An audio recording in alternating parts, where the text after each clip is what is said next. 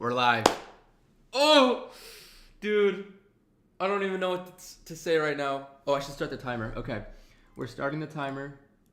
Now. It has happened. Okay, guys. This is it. This is it. No going back now. Zero going back now. This is going to be the craziest time of my life for these next couple of days. I am going to be streaming my entire life. Everything I do. I'm going to be streaming myself sleeping, eating, working. Literally everything that I might do in my life. I'm going to be streaming it on this YouTube channel until a bunch of people find me and I go viral. Either that or until I get kicked out of this Airbnb, whichever comes first. Yeah.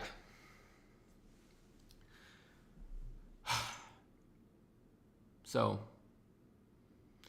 yeah, I don't really know what to do at this point. Guys, how's it going? Chat, how's it going? How's it going, chat? How's it going?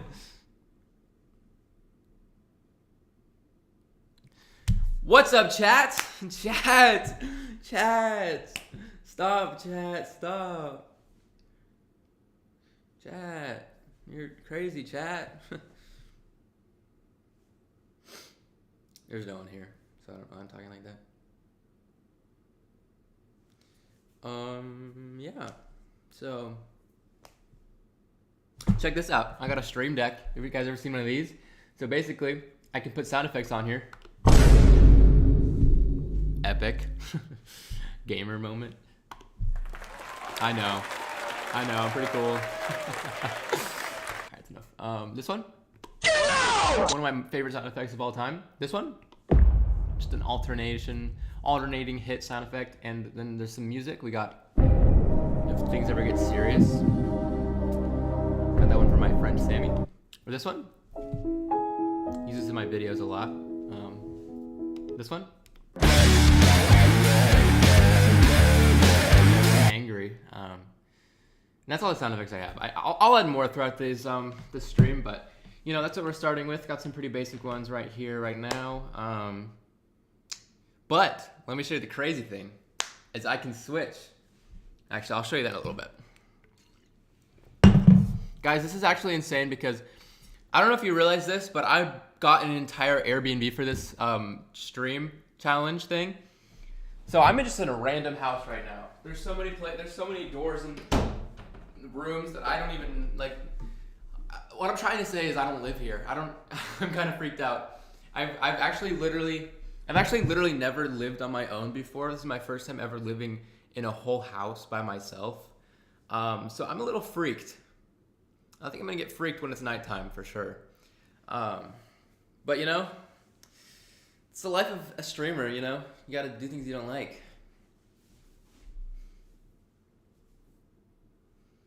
We got 0 viewers right now.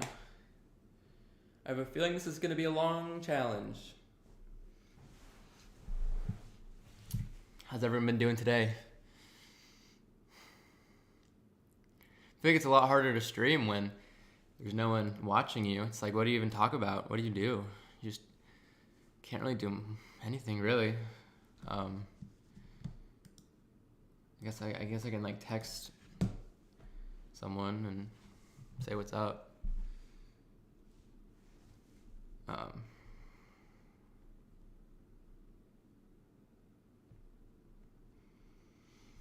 It's already been almost 4 minutes, guys. Time flies when you're having fun.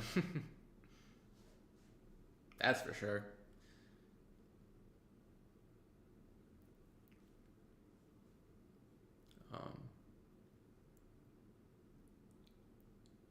What to do? Oh, you guys want a house tour? That's a good idea. Check this out. I can actually switch to this phone camera. Oh my goodness. Oh, that's crispy. This is crazy that I can just do this. I got a really long cord, so I can take you guys around the house. So this place is actually really beautiful. I'm not even gonna cap to you. This place is actually gorgeous. So if you come over here, we've got the living room area.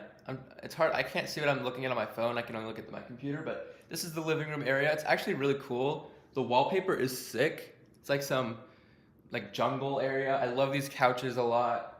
They're pretty cool. This is what the setup I have going on for the stream. This is where I'm gonna be sitting at for the next however long this takes. This mirror, I'm a huge fan of this mirror right here. I love the light wood and like the little wiggles it has. That's pretty freaking sick if you ask me. And then over here is the kitchen. I'm gonna be cooking up some meals in here, you know? Cooking. Sorry, I'm trying to be entertaining. And it's not really working. So this is the kitchen area. Pretty cool. Try not to trip on this cord. We've got a stove here. We've got a microwave here. We've got a plant here.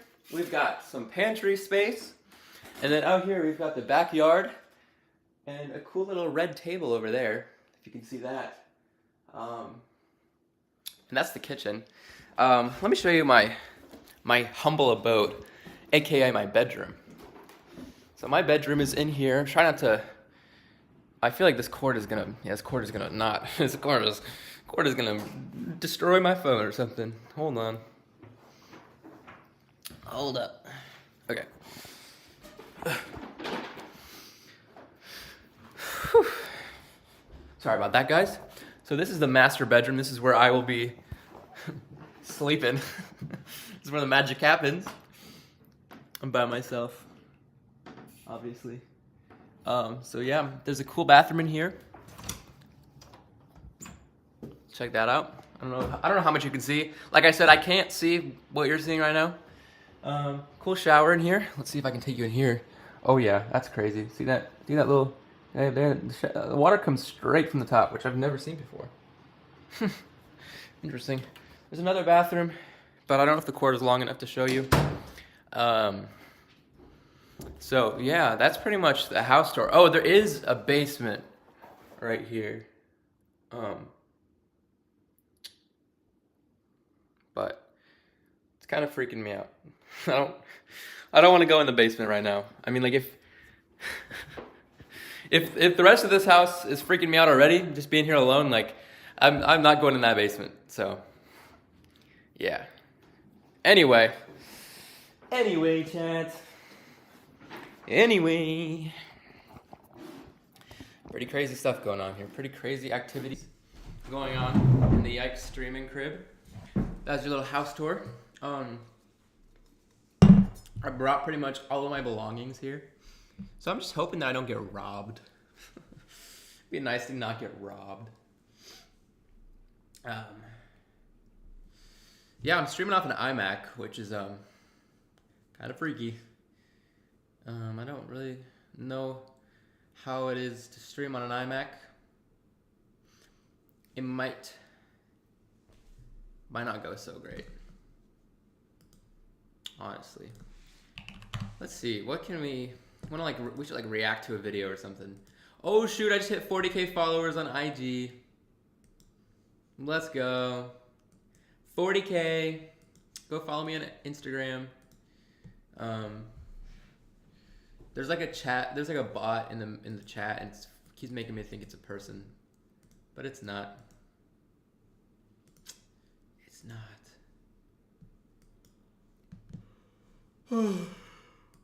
Dude, streaming's hard. I'm tired already. It's been 8 minutes and 43 seconds. I'm tired of this. It's gonna be a long day. It's gonna be a long day. All right, guys, real talk though. I'm gonna get a quick shot for my video of me. I'm gonna get a quick shot of me walking past on my camera for the video, because basically the idea is when I'm on stream, it's like my phone camera and it's like super happy and super like artificial. I'm putting on this streamer persona, but then when it cuts to the real camera, like I bought this insane camera that's like really cinematic. So it's gonna switch to that camera whenever it's like not on stream, like whenever it's just me, like my true feelings, like I'm feeling exhausted, I'm feeling tired, or I'm feeling scared, which is why I'm getting this shot of the basement that I'm gonna stitch in whenever I start talking about the basement. It's also a really wide angle, so this shot looks insanely good. Oh my goodness, that looks beautiful. this shot here. Like that. Okay. Let's see, maybe I should make it a little darker. That's probably good how it is. And I'm gonna walk past it a couple times.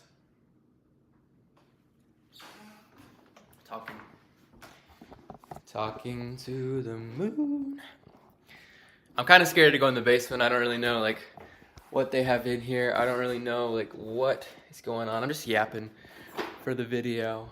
I think this is gonna be a really cool shot. I don't really want to go in there right now, so I'm just gonna walk past it a couple times menacingly, and then we'll see like what that looks like.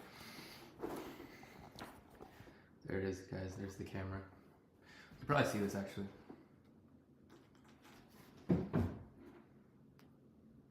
You know what's really fun for me? I want to get more into filmmaking. So having this like whole house to just use as like a blank canvas is really fun. So that's one of the only things I'm excited about for this.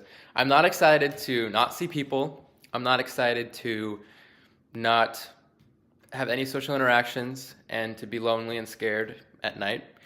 But I am excited to sort of make something cool with my new camera in a blank canvas. And it's just sick. It's just awesome.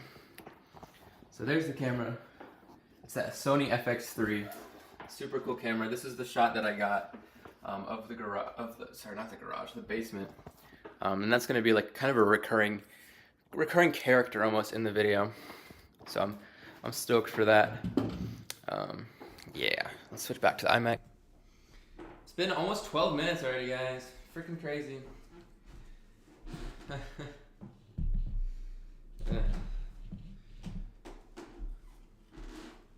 Let's set this camera down. I'm gonna turn it off for a little bit.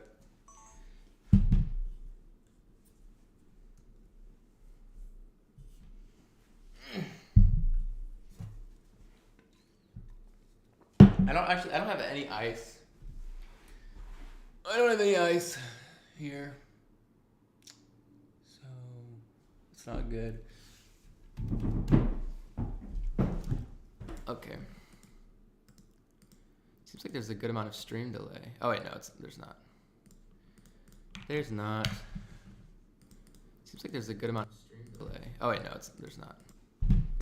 For me, I want to get more into filmmaking.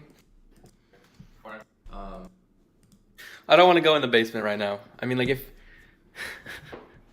if the rest of this house is.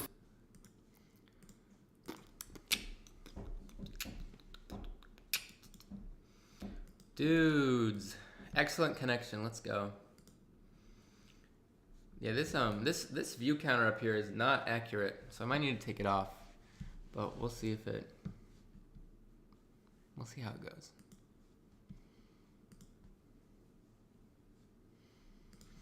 We'll see how it goes.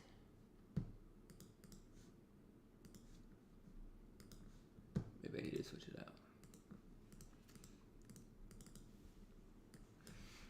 Sorry guys, doing some maintenance for all you guys that are patiently waiting. Patiently waiting. It's cool how streaming works. Just all kind of so many cool little plugins and stuff that you have to do. I'm surprised I was able to do this on my iMac. We'll see if that works long term, but yeah, I don't know. I don't know, Chief. When did everything get in French? Oh, it went back. Weird. It says I have one concurrent viewer right now, but I don't know who that is. I feel like this might be therapeutic for me, honestly. Like, it says I have one concurrent viewer right. This might be therapeutic for me because it's either going to be really depressing or I'm going to learn a lot about myself because I'm just spouting feelings to a camera. By the way, if any of you guys are like watching this after I put out my video, good luck. You're going to see a lot of me. You're going to learn the real me. You're going to watch me sleep, watch me eat. Stuff that you would never see normally, so yeah, good luck on that. Good luck on that one, guys. Shoot. Do I make a profile picture for the channel? Or should I keep it as just the X? I kind of want to make it a red X. That's what I want to do. That's what I want to do. Chicken jockey. Chicken jockey. Chicken jockey. A red X would be sick.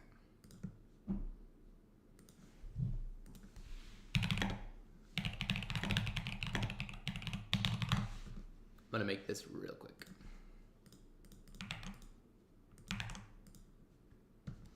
Oh, let's switch my other one, which is that. Now you guys can see what I'm looking at. Hey, it actually works pretty good. Actually works pretty darn good. All right, let's, wow, why is it? All right, there we go. X, let's pull this up in Photoshop. And then we can just change the hue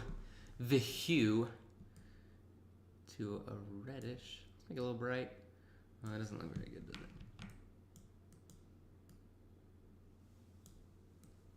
Oh, that's clean. Clean. Just make it x.png. And now let's change this without leaking anything. Should be able to. No leaks. Awesome. I'm definitely gonna leak something during this challenge, so we'll see. We'll see how long I can go without doing that. Bam. It's clean. It's clean. It's clean. It's clean. It doesn't really match fully though. I want to make it a little bit brighter. Let's make it a tiny bit brighter, guys. We got time. Oh, that's way better. It kind of, I wanted to just match this shirt. I'm trying to make this hoodie my new brand. This hoodie's gonna be my brand. I'm actually making a new profile picture soon, so this will be the brand.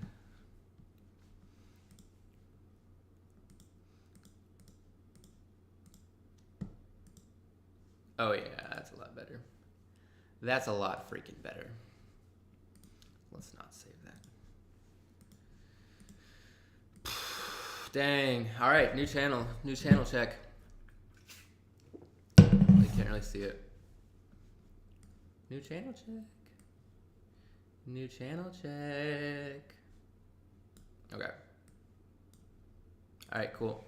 Oh, I did not mean to do a vine boom. I did not mean to do that. Well, guys, we still have 0 people in here. Not really sure what to do. It's been 18 minutes. I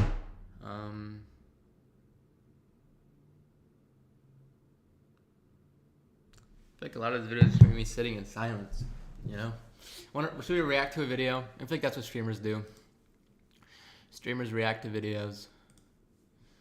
What should we react to, guys? What am I going to get recommended on this random account? Let's see.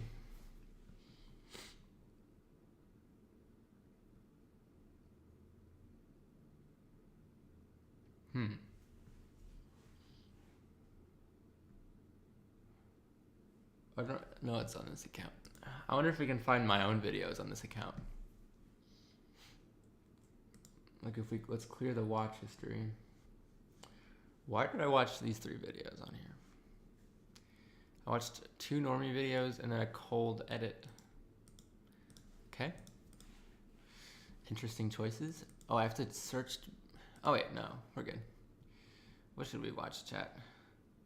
Oh, I would love to watch some true crime videos. Like JCS type stuff. Have you guys ever seen Explore With Us?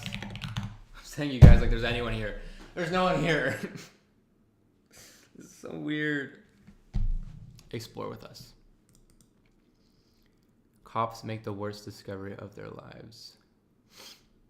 Cops make horrific discovery in woman's soup pot. Wife realizes her husband is a child predator. Let's do that one. I don't want to watch any murder-related stuff while I'm in a house by myself, but I can do child predators. Whoa. Oh, yeah, I've seen this video before. Never mind. It's a freaking, that guy. Mom horrified after 12-year-old son's confession. Footage shows teen luring 10-year-old to her death. Oh my gosh, bro. These are all so long. That's the thing. Like, I want to watch something a little bit shorter, you know? Oh, maybe crime story time. Horror actress killed. Films her killing. Jeez.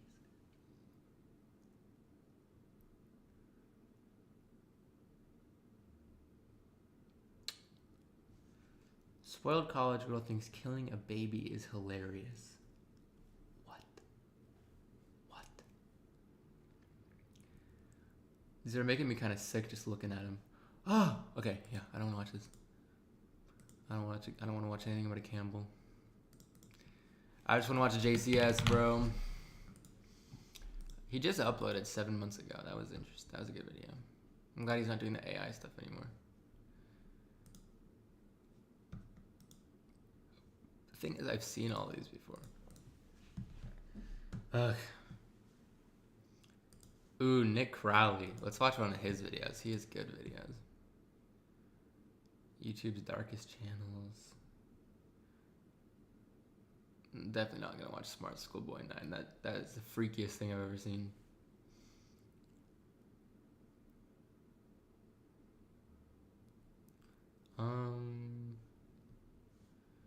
Let's watch.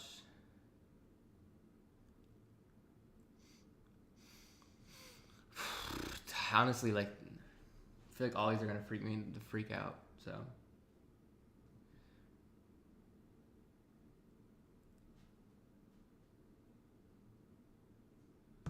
Yeah. I don't really want to watch these. Watch this. Predator realizes he's going to prison for life. Here we go. Unless, have I seen this? No, I haven't seen this. Okay. We're going to lock in and watch this. It's an hour long almost. We'll see how this goes. When a young Mennonite woman was found dead in Arizona. Okay, hasn't done. He hasn't? He hasn't. Let's go. The police were desperate to discover why someone would take her several hours away from her home in New Mexico, only to shoot her dead and dump her body. Go. Sheriff's office, get out of the car! Get on the car. Get off the car! Step out now! Little did they know that as they worked with the Mennonite community to solve this terrible crime, authorities would end up discovering a decade's worth of unsolved crimes, all leading back to one depraved man. Get your hands up! Step away from the car! On February 22, 2020, Cynthia Schultz was pleasantly spending her morning collecting firewood for her camp at the Sunset Crater National Park, around 20 miles from Flagstaff, Arizona. While out, Cynthia spotted a woman lying face down in the dirt. Thinking something might be wrong, she called out to the woman. However, when she didn't respond, Cynthia had a horrifying revelation. The woman was dead. Cynthia alerted the authorities, and soon the area was swarmed with police, trying to get to the bottom of this tragedy. He didn't move or nothing. He just went and look, checked her, and okay. Rigid is a rigor mortis. She was real stiff, cold. It was immediately clear to the detectives that this case was a homicide, as the victim had a gunshot wound to the head and her hands were bound together with duct tape. As they inspected the body closer, they noticed that the victim was wearing very modest and traditional clothes, which made them suspect she might be a Mennonite. Mennonites are a Christian denomination that practice a conservative lifestyle. I actually used to, fun fact about me is, speaking of Mennonites, a long time, when I was in like middle school, I was homeschooled, and I did like this curriculum for like language arts and stuff that was for, it was like Mennonites. My family wasn't Mennonite, but for some reason we did it. It was really interesting. It was like, yeah, it was like Mennonite language arts and like stories. So it'd always be about like stories about like living on the farm and stuff like that. It was really interesting. Yeah, little lore for you guys there. Dedicating themselves to their religion and only using technology that's strictly necessary, such as basic phones. Through forensic comparisons, the police were able to identify the mysterious victim as 27-year-old Sasha Kraus, a Mennonite woman who had gone missing from New Mexico on January 18th, over a month Very before she cool. was discovered. While police may have finally been able to give their victim a Let me see real quick how this looks.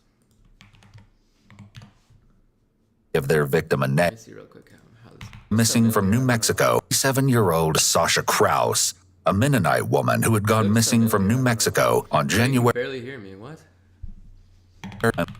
You You can barely hear me. Hold on, let me turn the screen capture down. Turn me up. You can barely hear me. Hold on, let me turn the screen capture down. Turn me up.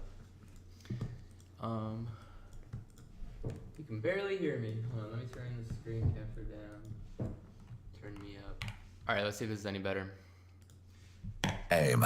It was now time to uncover her horrific story I'm gonna talk, and and then find we'll see out if the you can- if I'm truth talking about really how she loud, so ended that I up can go over murdered in a national videos park loud. nearly 300 miles from her Loud. home.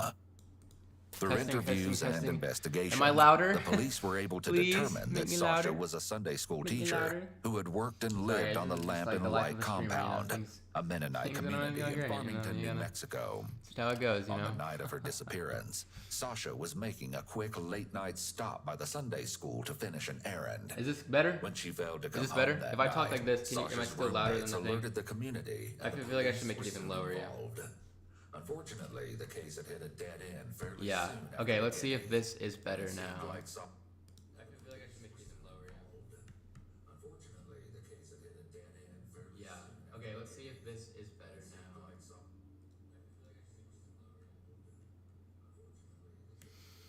Yeah, I guess it's better. Maybe I should make the thing a little bit louder. Alright, we'll just say that's good.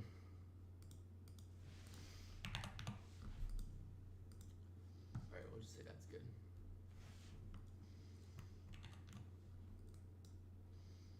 Alright, let's look back in. Sasha had simply vanished into thin air. However, not only did authorities now have Sasha's body, they were also able to recover her phone, a key piece of evidence that could likely point them in the direction of their killer. Through phone records, the police were able to deduce that Sasha hadn't just vanished. She'd been kidnapped. As her kidnapper drove her to Arizona, Sasha's phone could be seen pinging off of select phone towers before it died. Throughout her entire trip to Arizona, there was only one other device pinging off of those same towers, and it belonged to a man named Mark Gooch. Mark Gooch was Gooch? an airman working at Luke not a Air real Force name, Base there's in no way. Arizona, and at first glance it appeared he had nothing in Mark common with Sa- Mark Gooch is his name. Mark Gooch. Phenomenal name. Sasha outside of his cell phone records. Nevertheless, Lauren Nagel, the lead detective on the case, traveled to Luke Air Force Base and sat down with Mark for questioning. Detective Nagel introduces herself as Detective Jones, as she got married at some point between this interview and her appearance in court. Hi, thank you for your patience. That would work out that way. I asked you to come talk with me and then, obviously I did a phone call, right? Alright, so I'm Detective Jones. I'm with the Sheriff's Office. I'm sure you're wondering what I want to chat with you about. Of course, I'm about to fill you in. We just gotta go through some procedural stuff first.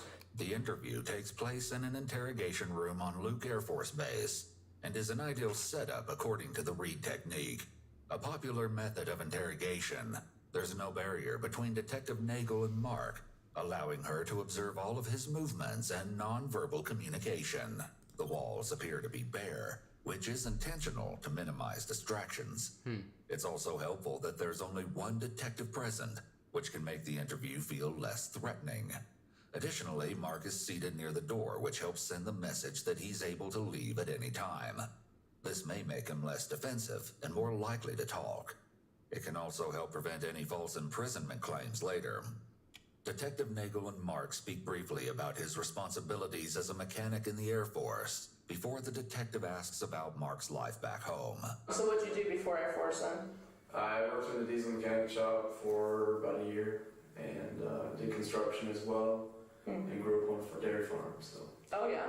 That's pretty cool. Do you have siblings? Yes, ma'am. 6.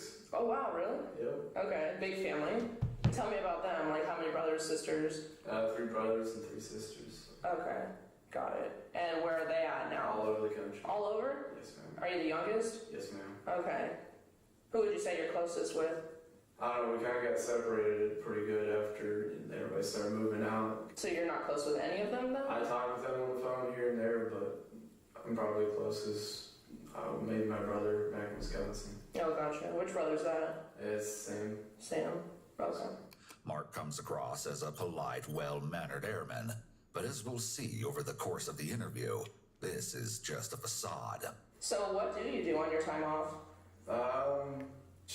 Play on my computer sometimes, play some games, go hiking as much as possible, but work on my car and bike a lot too. Try to stay active. Cool. Do you like go to church or anything like that? No, man, church closed down. Oh, that's closed too? Coronavirus. Got you. Is that something that you did before it closed? Yes, ma'am. Okay. Yes, ma'am. I would attend church quite a bit. Okay. If you don't mind me asking about that, what kind of religion did you grow up in? I grew up in a Christian, I guess the religion, I guess is how you call it, but Christianity is how I was raised. Oh, okay. Any like specific denomination of Christianity? Mainly, they were called Mennonites, or Amish. I'm not sure how familiar you are with that. Not really. Tell me about that. But basically drive darker colored vehicles. We use flip phones when you have internet, stuff like that. So it was pretty sheltered, you could say. Pretty sheltered. Difficult. I got it. With this admission, the police now have another unexpected link between Mark and Sasha. They're both Mennonites. When the detective brings up the topic of religion, Mark starts to fumble with his words, indicating that the topic of religion may be something Mark doesn't want to talk about. In that last 6 months, have you traveled out of state anywhere? Yes, ma'am. When I came down here, I drove my car from Wisconsin down here. Oh, okay. So you drove from Wisconsin to Phoenix. Correct. Anywhere else? Pretty much all state of Arizona. I try to do as much hiking as possible. Mark doesn't know it yet, but he's just been caught in his first lie, the first of many. Using words like pretty much, mostly, and similar sentiments are qualifiers and often throw up a red flag to detectives. These words usually indicate half-truths or that there's something the individual may not wish to disclose.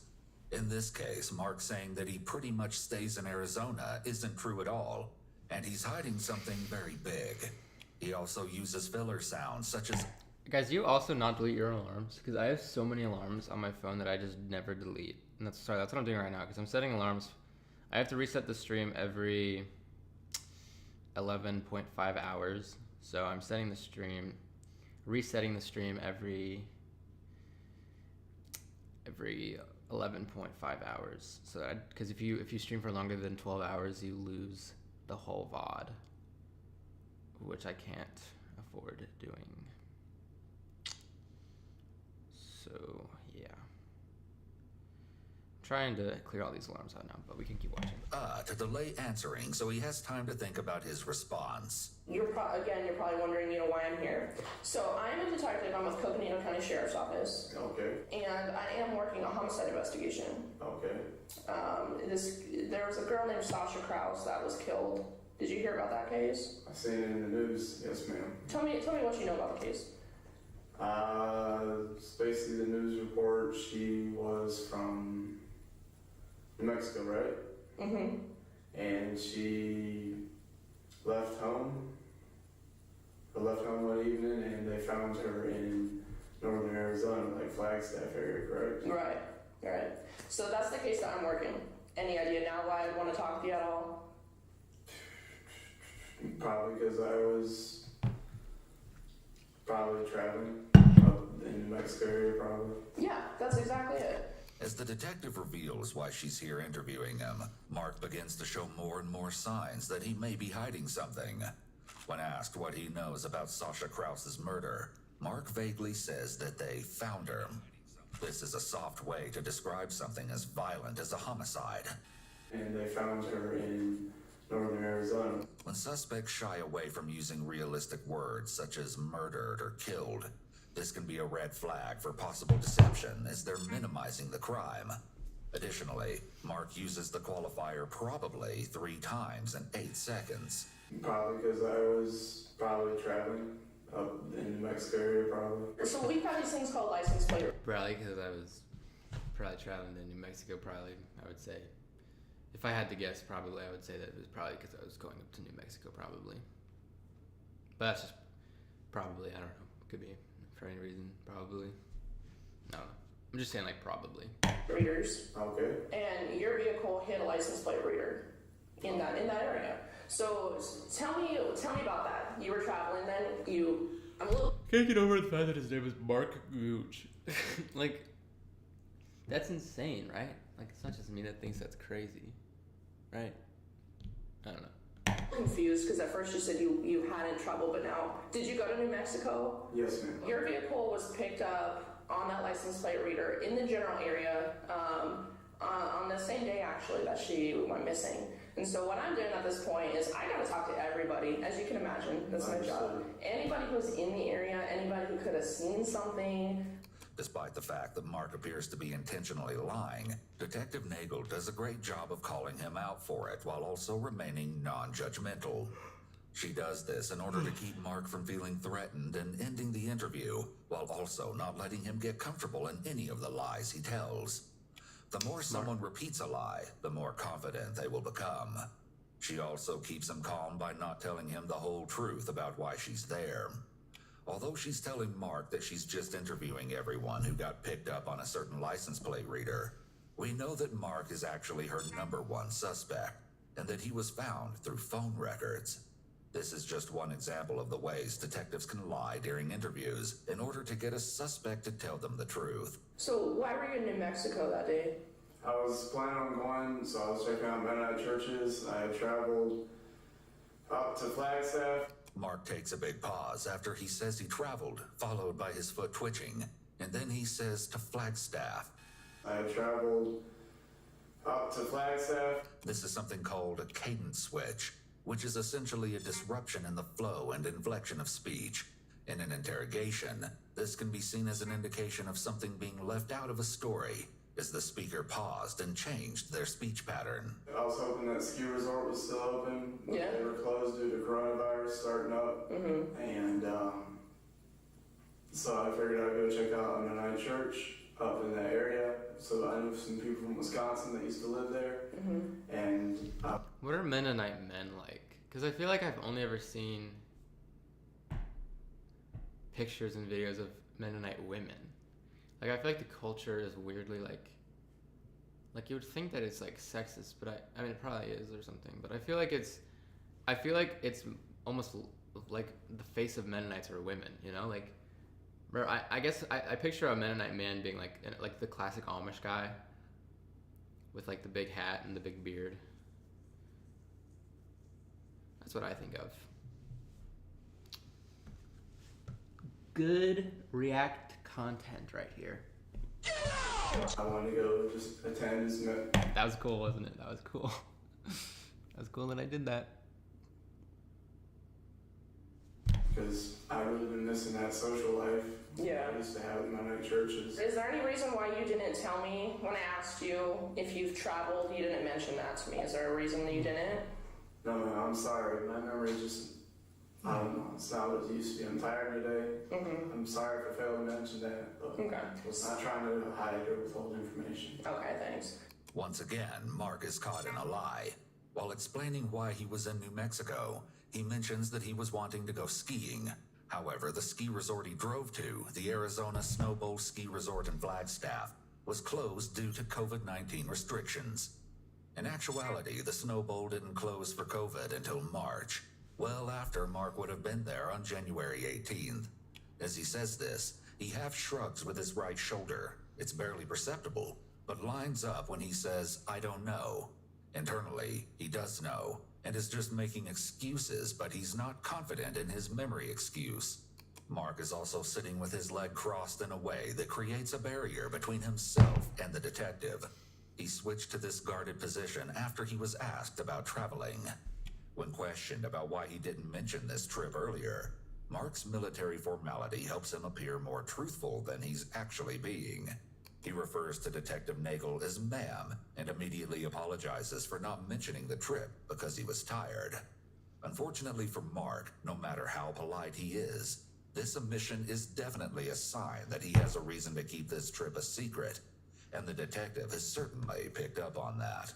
Do you remember that day then when he went to New Mexico?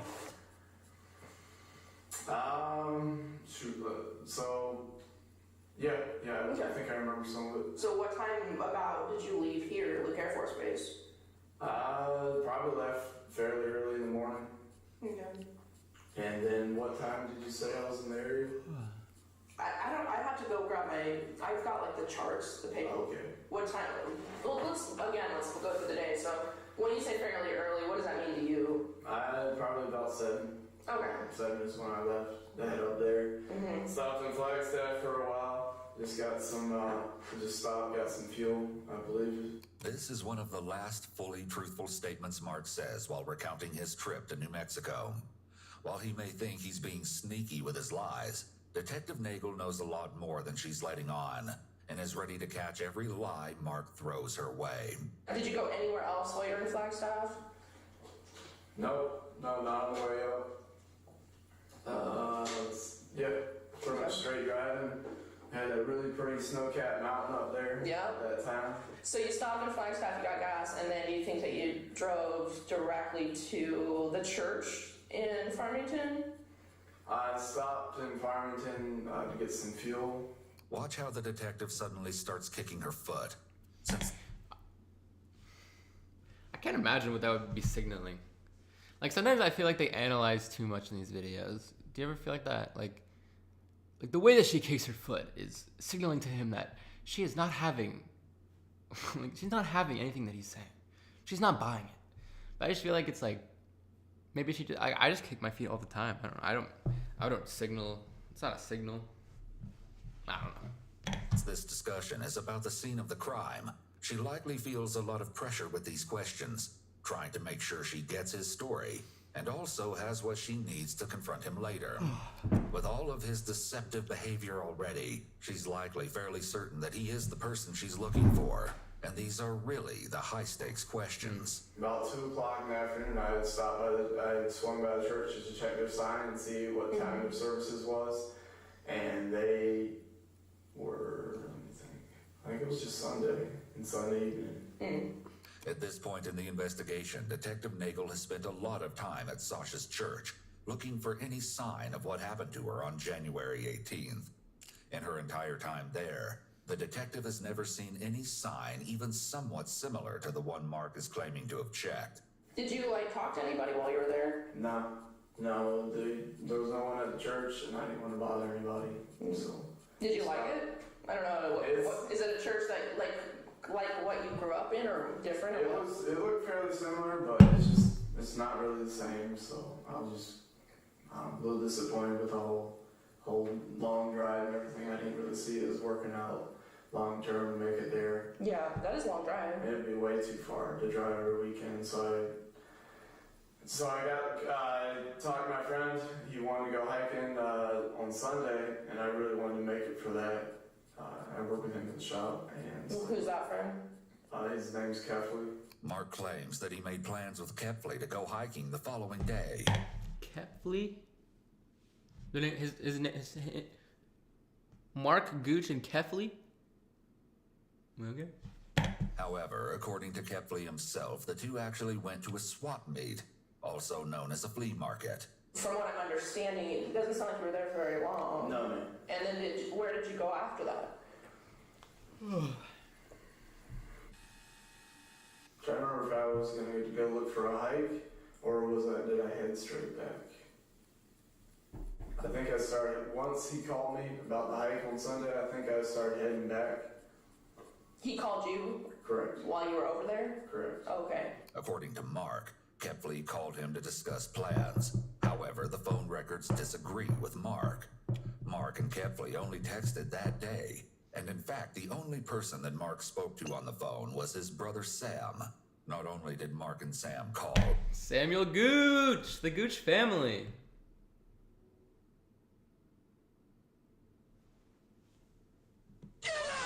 but they actually called each other 6 times for a total of nearly 2.5 hours. which is longer than the two had talked on the phone for the last 6 months combined. On the way back Dang. home, did you stop anywhere? 2 whole hours on the phone. It's crazy. Never done Full before. time cowgirl. Never done before. Okay.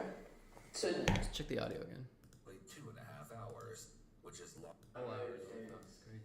Never done Full before. time cowgirl. Never done before. okay. So, Let's check.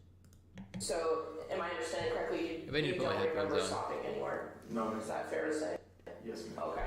That might Do be you remember it. what time you got back here to home? Let's see if that helps anything. The audio again. No, Is that fair to say? yes, ma'am. Okay. That Do might you be remember it. what time you got back here to home? Let's see if that helps anything. Yeah, it just separates the audio a little bit better. It was fairly late. It was probably 8 or 9 o'clock when I got back. Long day, man. Yep. Mark makes a lot of lip and mouth movements here, known as micro-expressions. One of the biggest indicators of deception and hiding something is a movement called disappearing lips, which Mark demonstrates. Once again, Mark's That's interesting. I feel like I never realized that, but now that I'm doing it, like going like I feel like if I were to lie, like I would do that. I would go like. account of the trip contradicts his phone records. While he might say that he went straight home from New Mexico, the records actually show him stopping in Sunset Crater National Park for several hours. With Mark having officially told his story about where he was on the day of Sasha's murder, Detective Nagel is noticing more and more red flags. Mark consistently lies, hesitates, and supposedly struggles to recall information when he is asked about stops he made, times, and what he was doing at specific points throughout his trip. When a suspect has a memory of extremes, meaning their memory is either too good or too bad, this is seen as a red flag to detectives. Just over 2 months have passed since January 18th, so it doesn't make sense that Mark is struggling so much to recall basic information about his trip. Given that this trip was pretty out of the ordinary for him, the trip should actually stick out in his mind even more. What do you think should happen to the person that did that to Sasha? As far as like, what are you getting at there? But if we caught the person who killed her, what should happen to them?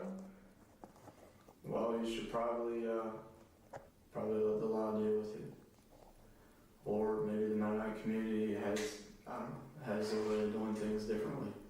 In the Reed technique, this line of questioning is known as the punishment question, and it can be a good indicator of deception.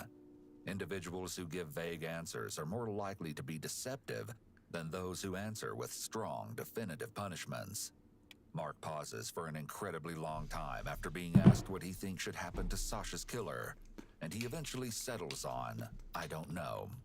This is the exact type of vague answer that sets off alarm bells for detectives when it comes to the punishment question.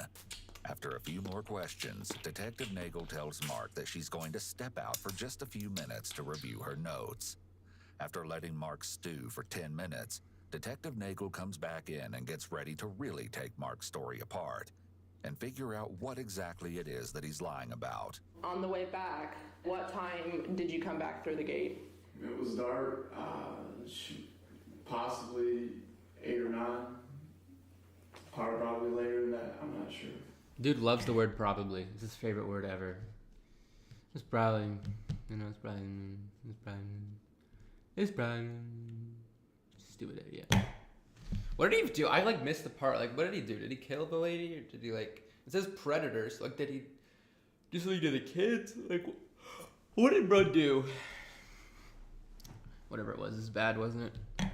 So if what's a reasonable time frame? So you're saying around 8 or 9. What's the latest you think you possibly came through that gate? Probably could have been 1 or 2. 8 or 9 to 1 or 2 is probably the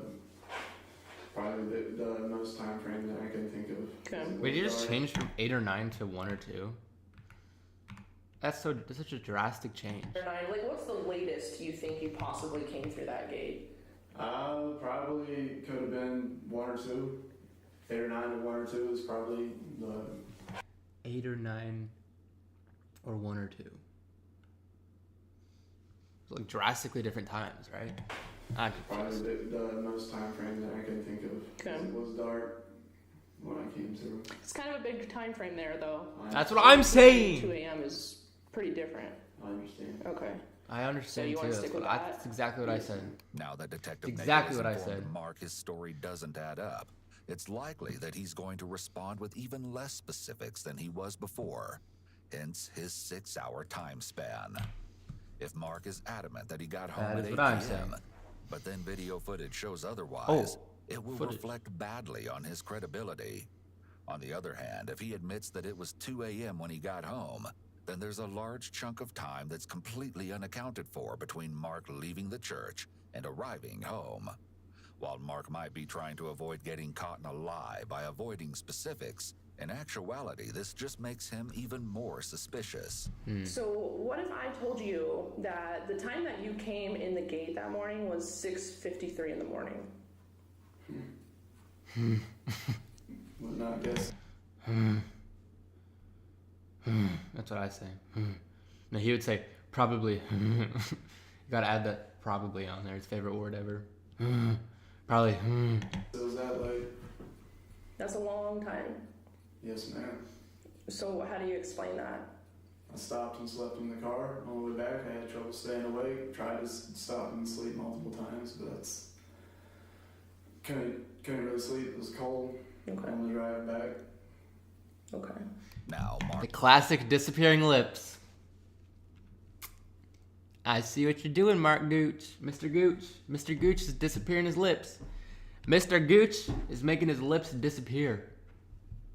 Goodbye, Mr. Gooch. Goodbye, Mr. Gooch lips. Okay.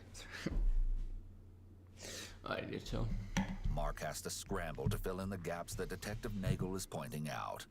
Mark claimed he left at 7 in the morning on January 18th, and according to the detective's records, he didn't get home until nearly that same time the following morning. Not only is this around 10 hours after the original time Mark gave for when he got home, but it's almost 5 hours after the revised time he gave. He's an idiot. It's also highly suspicious that he has never He's an mentioned idiot. the supposed nap he took in his car on the way home.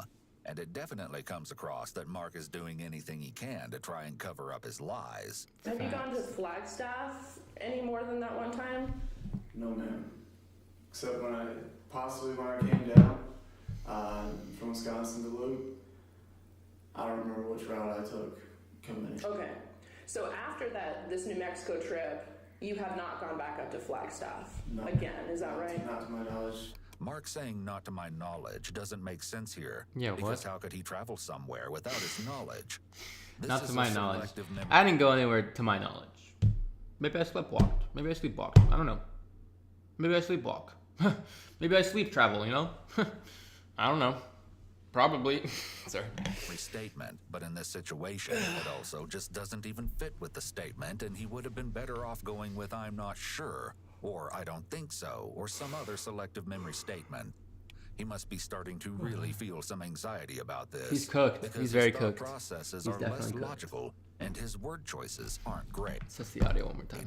So I know that you went back He's cooked. He's very His thought cooked. processes He's are less definitely cooked. logical, and It's alright. to Flagstaff a couple days later. Okay. And I've got a couple different ways to confirm that, like your gate checkouts and evidence that you were up in Flagstaff. So did you go back to Flagstaff for some reason a couple days later? Possibly went for a drive. Went to go. I don't remember. when asked about going to Flagstaff again, Mark hesitates for a long time before answering. Significant delays can be a red flag for deception. Some questions require thought, so it would make sense for someone to stop and think before answering. However, it doesn't take this much thought to remember if you recently went to a town 2 hours away from where you live, meaning that Mark's hesitation just comes off as suspicious. Clearly, Mark isn't going to be truthful about what he was really up to on January 18th. So Detective Nagel changes gears and starts asking Mark more about his Mennonite connection to Sasha. Earlier when we were talking, you mentioned how when you're not born into the Mennonite church, we use that word outsider. Like you're kind of an outsider compared to like people who are born in. Sasha was like that too. Did you know that? No. Her family was not born into Mennonite church. So I'm wondering if you're willing to kind of tell me. I noticed you seemed. I just saw a little bit of an emotion in you when we talked about that. Is there something that happened to you in the Mennonite church that upsets you? Not really, it was just a way of life, and I didn't really like it, and I was happy to be out of it. My parents left the church. By stating not really, he's denying anything happened to him, but not strongly. By using a qualifying statement instead of just saying no, it suggests that there is something, but he doesn't want to talk about it. Okay. Smart. Yeah, it's what weird. I do for a living is talk to people. Understood. And I just feel like I can read people. I know I don't know you. I'm not going to even pretend I do. So, but there's something there. And is it just something you don't want to talk about? Something that happened that made you leave the church? No, ma'am, I pretty much left the church when my parents decided to leave. Okay. Mark uses another qualifier, but what is more interesting are his This dude loves his qualifiers. Probably pretty much, not to my knowledge. Come on, Mr. Gooch. movements. It seems like his lip movements are his fidgeting behaviors, but he's probably had some training about not showing anxiety both in the home he grew up in, as well as in the military, so he doesn't have a lot of the bigger nonverbal cues that we look for. Yet these lip movements, which continue to return to the disappearing lips, make it clear that he's withholding information. It's almost like he's It's true. trying to The disappearing lips always mean that you're lying. Like this. I'm super ugly. I'm not the most handsome guy on YouTube.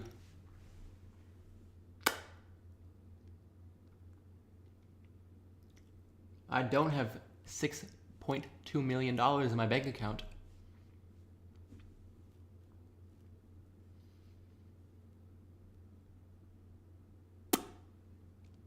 See what I did there?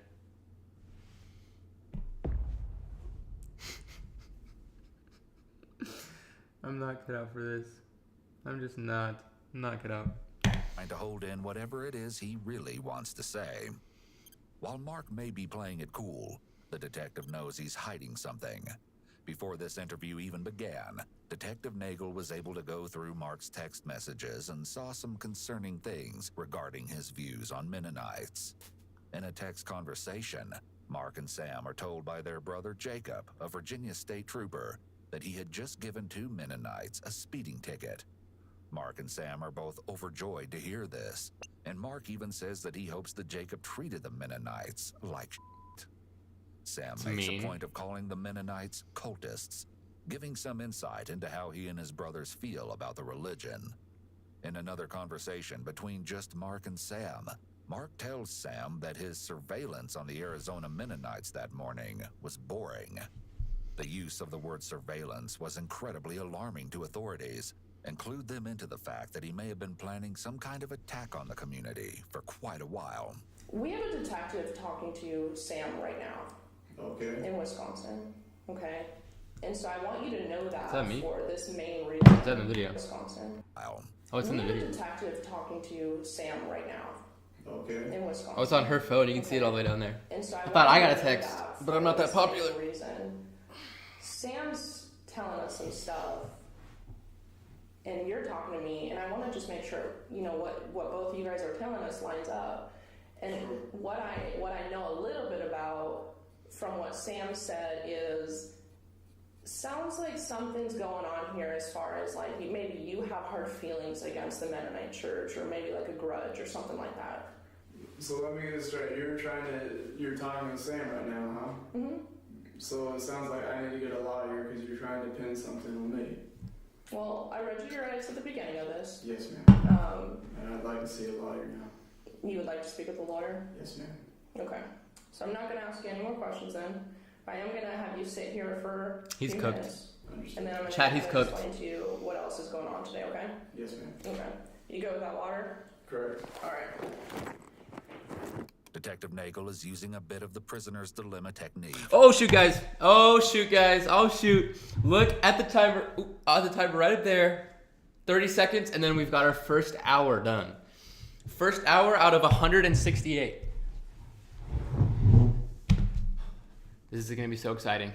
Shoot, I wish I had like air horn sound effects or something. Do I have air horns? Shoot. Shoot! No! Air horns, please.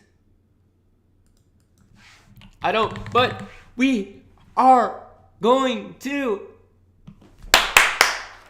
Yes! Yes! First hour of this torture. Yes. Yes. Yes. Yes. Yes. Yes. All right, that's enough. Pinning one suspect against the other, we see him do a big anchor point movement immediately after, and his illustrators don't line up with his words. As soon as the detective leaves the room, Mark... You know what? I'm kind of hungry. It's about lunchtime. I think I'm gonna DoorDash. That's what streamers do, right? Streamers, they get lazy, they DoorDash, right? Is that accurate, chat? Let's a burger sounds amazing right now. Can't even lie to you. Let's do bam bam.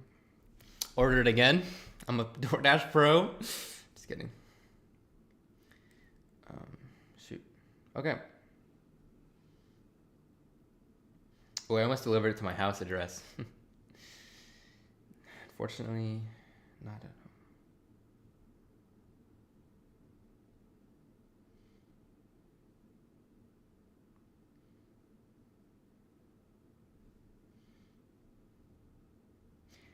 Okay. Save address. Okay. Cool.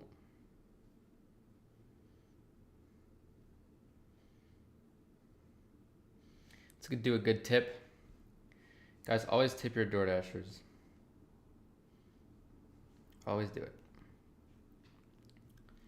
Because DoorDash ain't giving them much. I'll tell you that.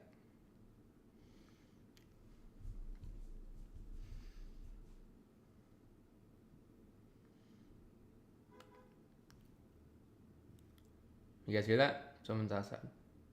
All right. They're preparing my order. I'm gonna run to the bathroom, and I'll be right back. I'll keep this video playing for you guys, all of you guys, so that I can entertain you guys.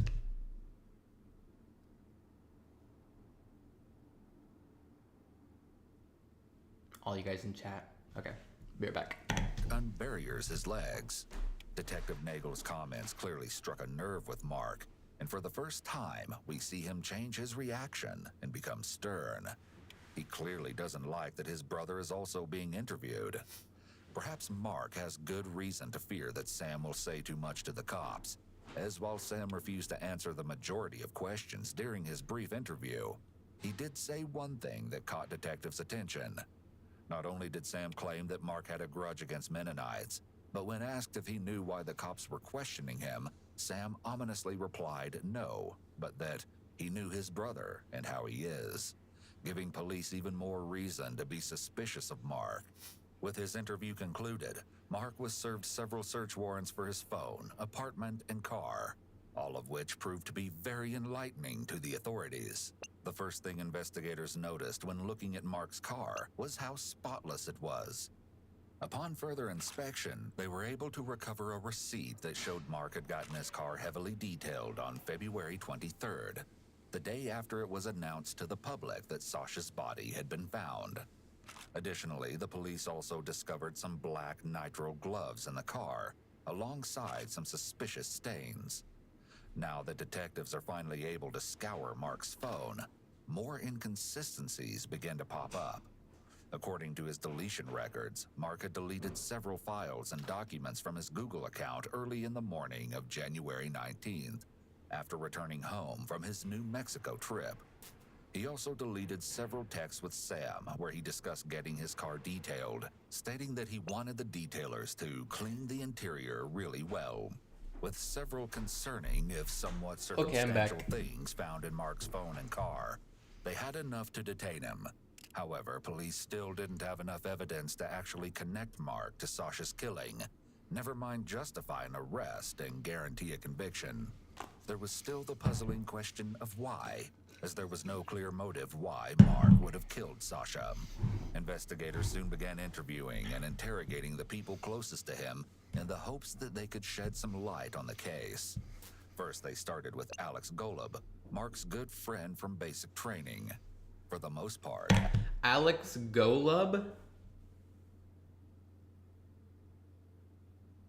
Mark Gooch and his good friend Alex Golub. That's just crazy. That's insane. Alex said that Mark seemed completely normal throughout their friendship.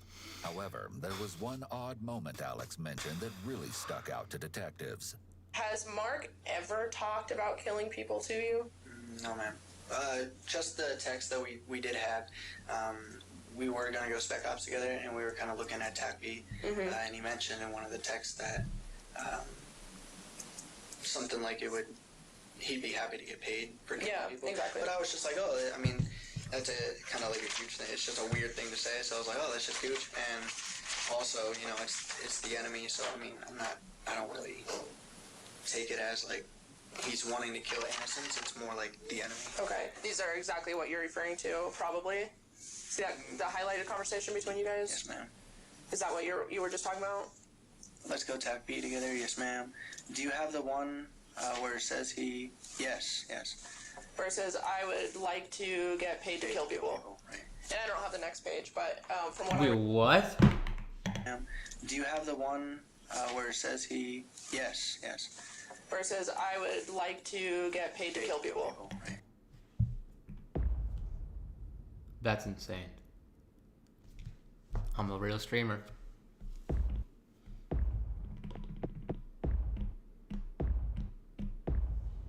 Boom. And I don't have the next page, but from what I recall of that conversation, you didn't say, whoa, man, that's weird. Or, you guys kind of just went on. I think I just typed his name in all caps, because that's what I would always say. Okay. If he said something just, like, strange. While Alex laughed off Mark's comment, Yeah, why is he there's laughing no about denying it? that it's Jeez. concerning. Yeah. This text from Mark implies that he may have been harboring these sorts of morbid desires long before targeting Sasha. It was about respect too. Like one guy in our sister class, he had his feet up on the desk one day, and Gooch was like, "Oh, you should probably get your feet off the desk." And the other dude made a snarky comment like, "Oh, you're telling me what to do," kind of thing now. Yeah. And I could tell that Gooch got pretty mad at that. I was like, "Calm down." Okay. From Alex's story about Mark, we can see some indications that Mark may struggle with anger control. The story is also indicative of excessive rigidity. People who are very rigid when Bro, it's crazy because I just feel like I know so many guys that are like this. Like, not murderers, but like they very well could be. Like, I feel like there's someone that we all know that is kind of like Mark Gooch. Like, he just has anger issues, and he doesn't like to smile, and he looks like this, and he has like dark humor. Like, I would love to get paid to kill people, and it's just like, I don't know, bro. It's so lame. Don't be like Mark Gooch. Obviously, don't kill people, duh. But like, also don't be a person that's like this. Like nobody likes that. If you feel like you're like Mark Gooch, where you're like a southern tough guy that is just like mean to everyone, wants to kill people, stop it.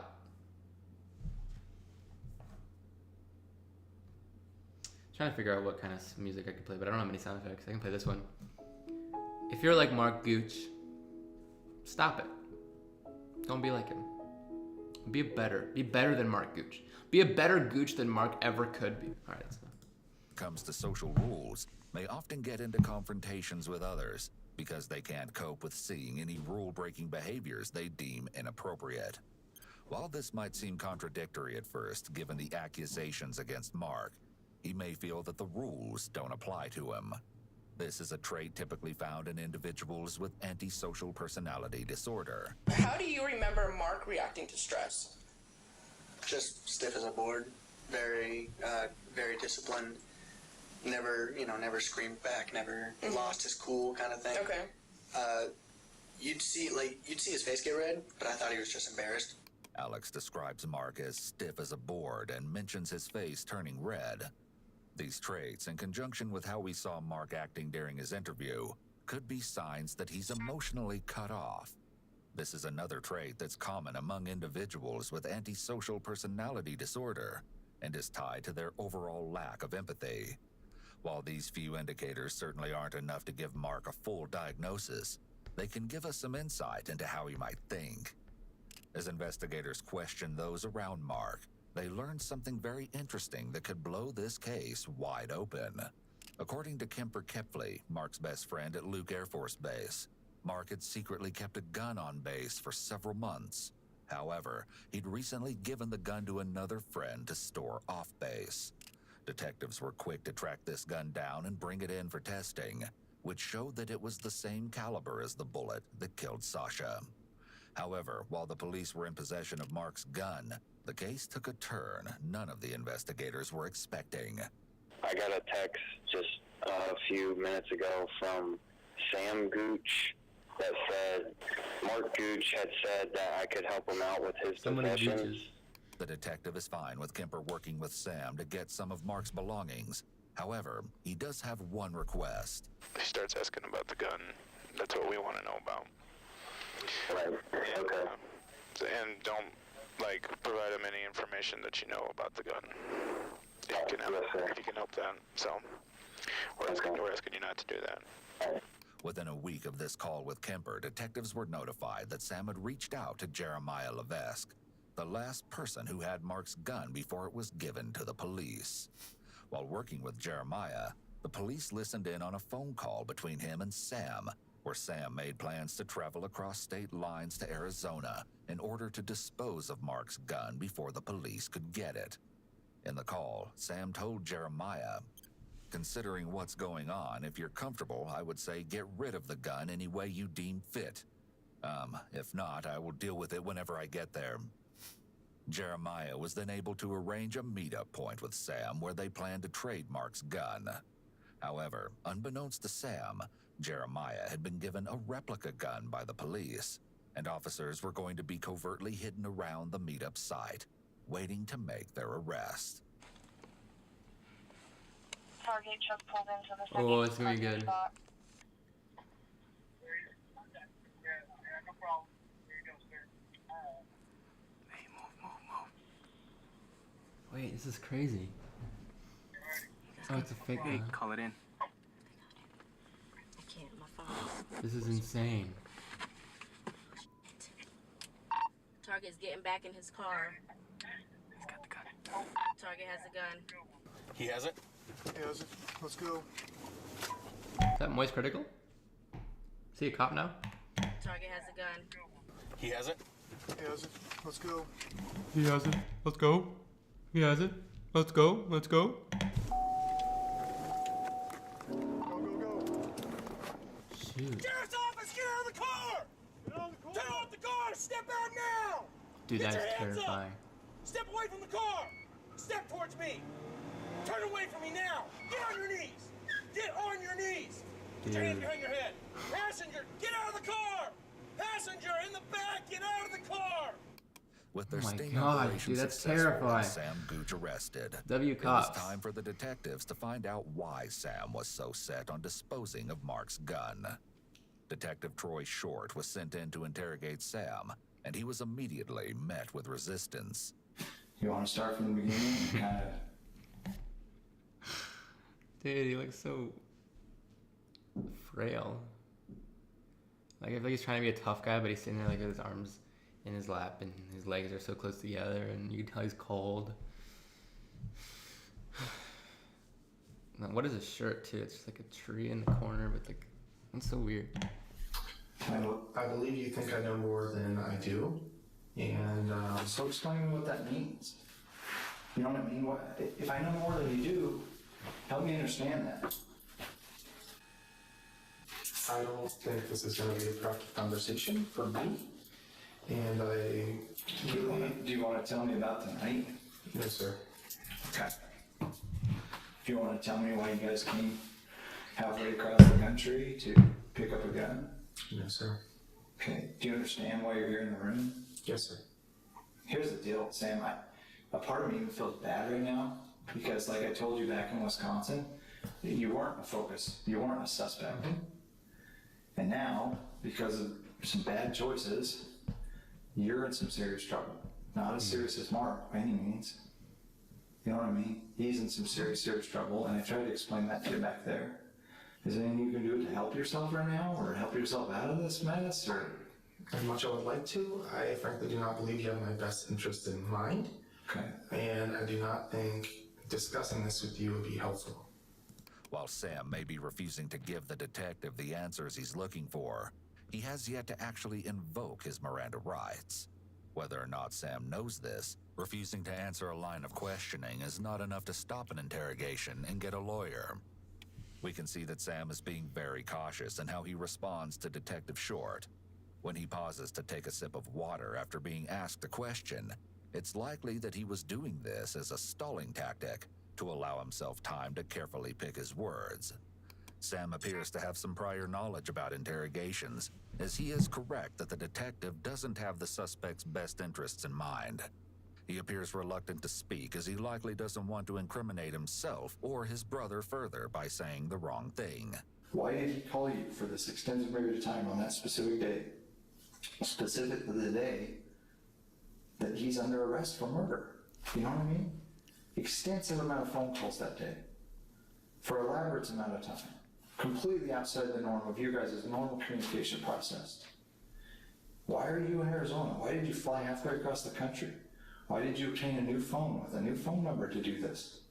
Why are you here picking up a gun that you know belongs to Mark? If you don't know what he did, then why would you do that?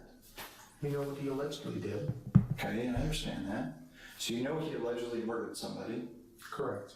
Okay, so why are you picking up a gun that belonged to him? Specifically, when I told you, when I interviewed you back in Wisconsin, do you know Mark has any guns? And you're like, nope.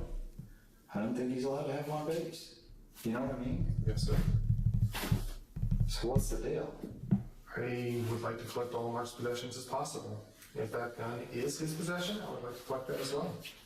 Sam refuses to tell the detective why he tried to dispose of Mark's gun, but there are a few possible explanations. Mark claimed that Sam was his closest brother.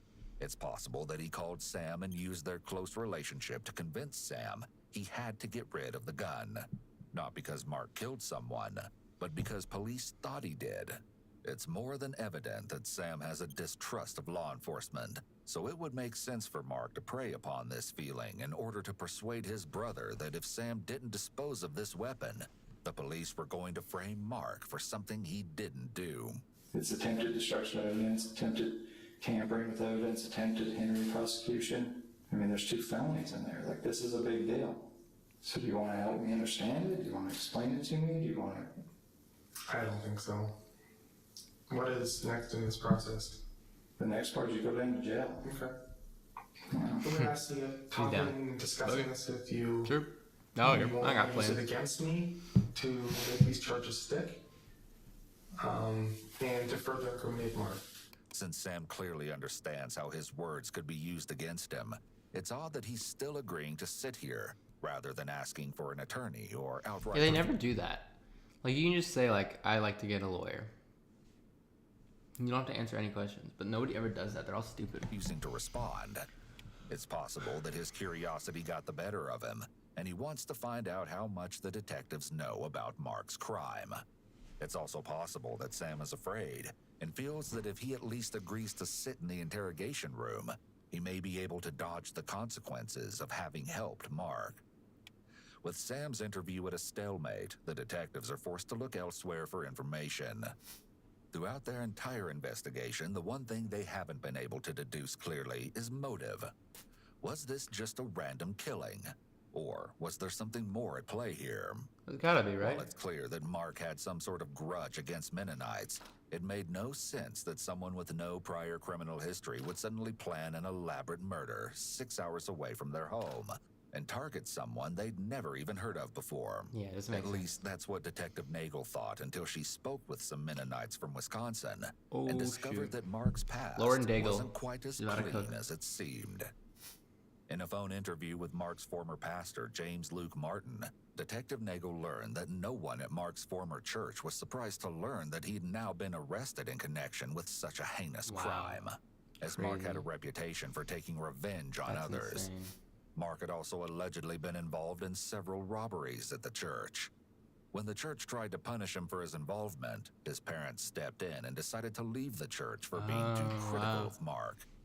However, critical. this was Just let not him the rob. end of Mark's Fine. criminal activities. While living with his sister in Pennsylvania, Mark was accused of stealing money from the local Is that a Mennonites. jewel? Soon after, everyone real who accused Mark cartoon of jewel? stealing money discovered that their cars suspiciously stopped working.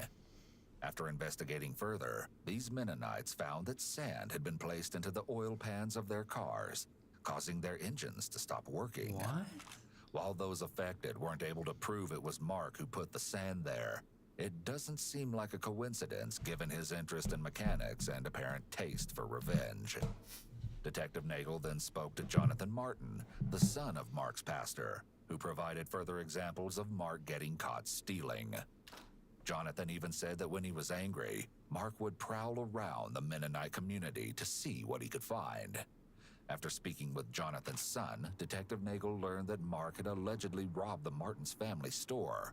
However, charges were never pressed due to the fact that the store security camera had its memory card stolen. So there was never visual proof of Mark being the one who robbed the store. While there may not have been any evidence of Mark's involvement at the time of the robbery, Detective Nagel was able to actually find the security footage from that robbery on Mark's own phone. And it showed a man with Mark's height and build robbing the store.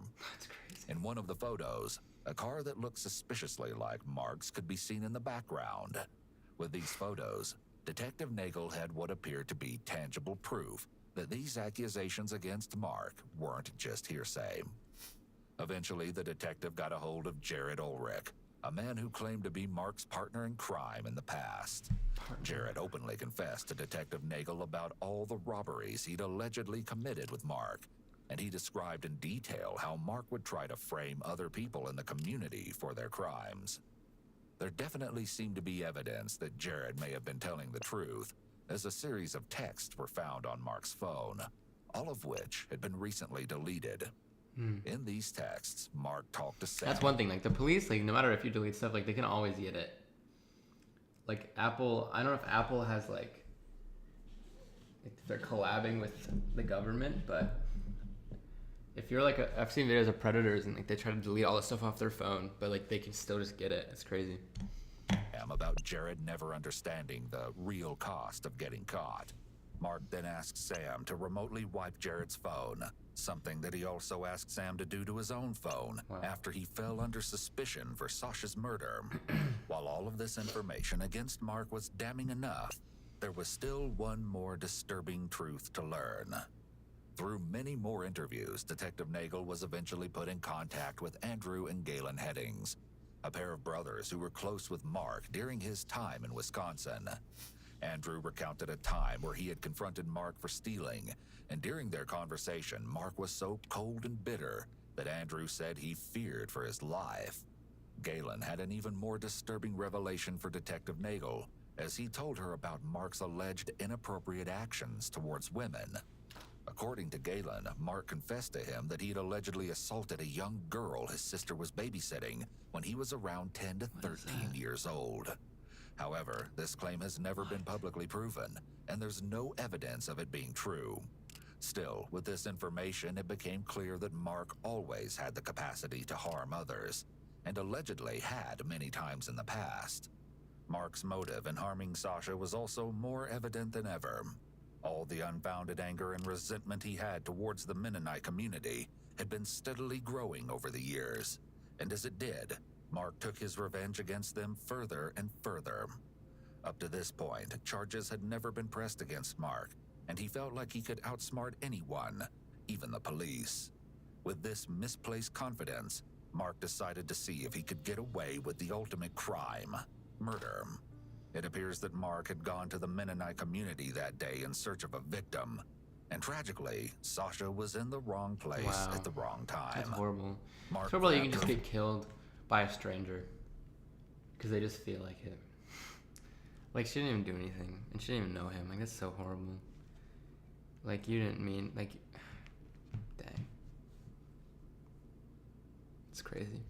her from her car late at night and no one saw a thing. Still, that didn't prevent him from getting caught.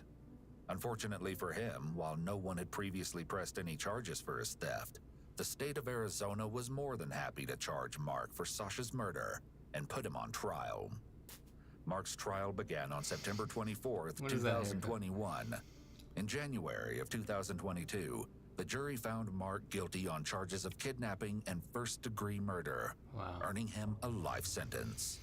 For his help in covering up Mark's crimes, Sam Gooch pleaded guilty and received 3 years probation. Stupid shirt, Both too. Sam and Mark dealt with, Sasha Krause and her family finally received the justice they deserve. Wow, dude. That's crazy. It's crazy you can just get killed by a stranger. Good video, though. Kendrick dropped while we were watching that, so it's pretty crazy. Dropped a music video, so let's check that out. I want to watch that. It's for Luther, which is it's probably one of my favorite. I know it's basic and boring, but it's a good song. It's one of my favorite Kendrick songs. So let's watch it. Let's do it. Gotta turn up for this one. Got the headphones on. Who's that? Is that his wife?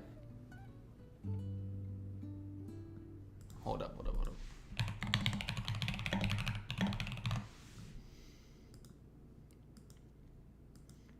Is that her?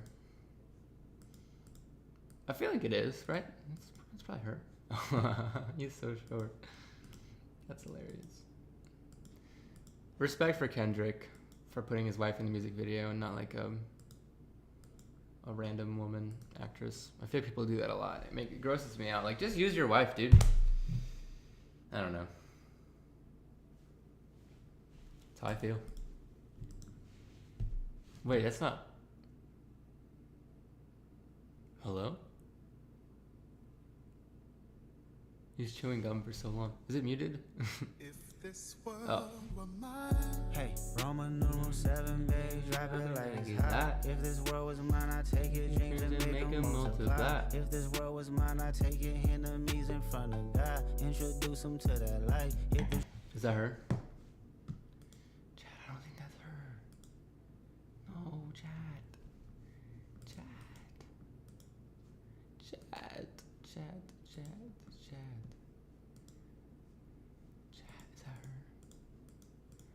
Is that Whitney? Chad. No, she's... It's not her, chat. Her eyebrows are so much thicker. Why is he putting a random lady? I don't like when people do that. Do strictly with that 5.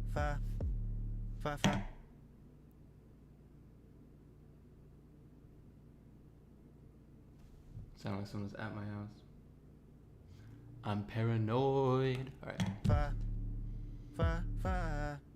5. What? SZA. Yo, chill.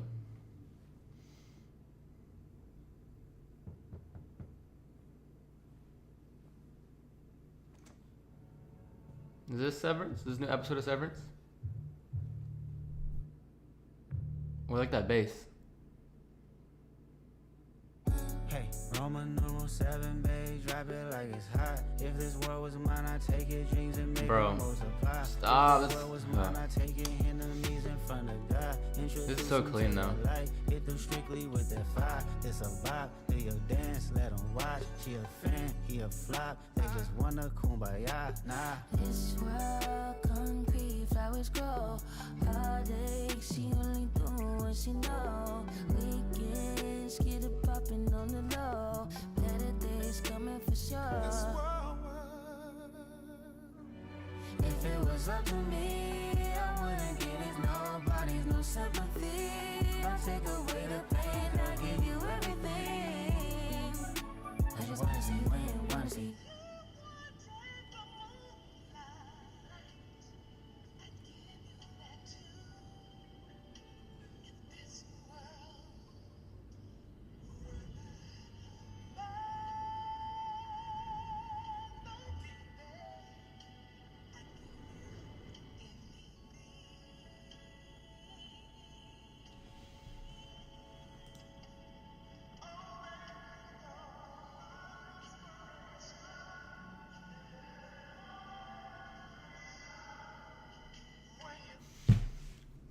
interesting.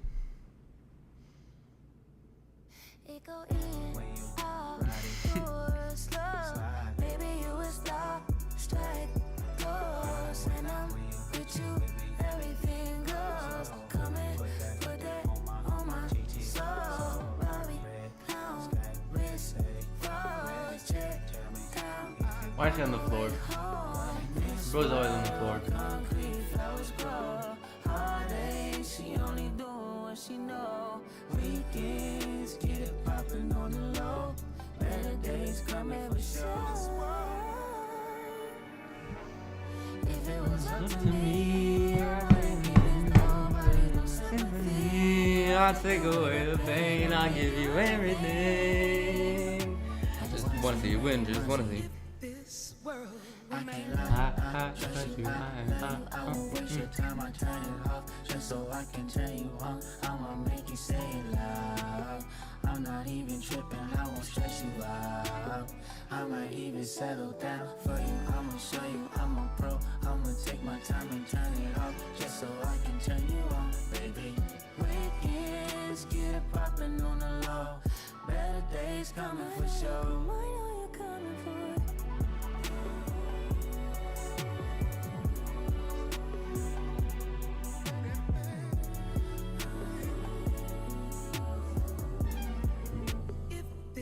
World were mine.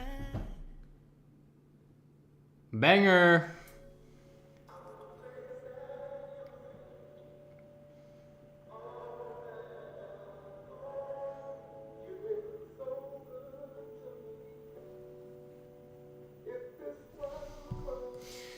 Yeah, it's definitely not her, guys. It's a shame.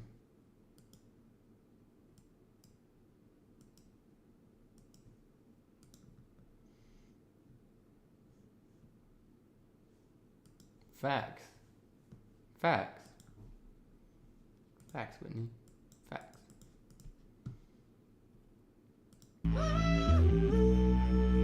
I love when you count me out. I love when you count me out. I love when you count me out. I love when you count me out. Dog. Why would he not just use his wife? I don't get it.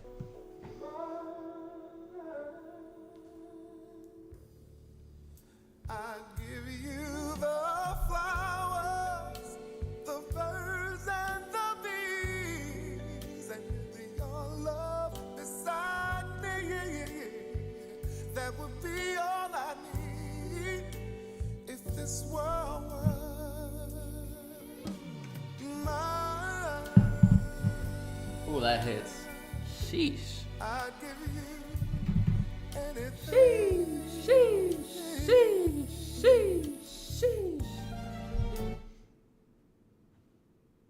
Fire. That's a banger.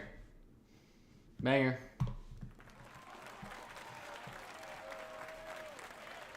Another surprise drop. Buddy, it's just a music video. It's just a music video. Okay. Yo. My recommended is so cooked. Let's see what's on Instagram. What do y'all guys be doing? Oh my gosh, John Bellion, bro. He has so much aura. He has infinity aura. Look at him. Just been cooking lately, bro. There we go. Listen to this, bro. Treat your body like a river and let it wash over me. Banana like a wave and let it wash over me. Touch me 12 ways, start on the lake, look like a million diamonds. Let it wash all over me. Like a million diamonds, bro. Touch me 12 ways, stars on the lake, look like a million diamonds.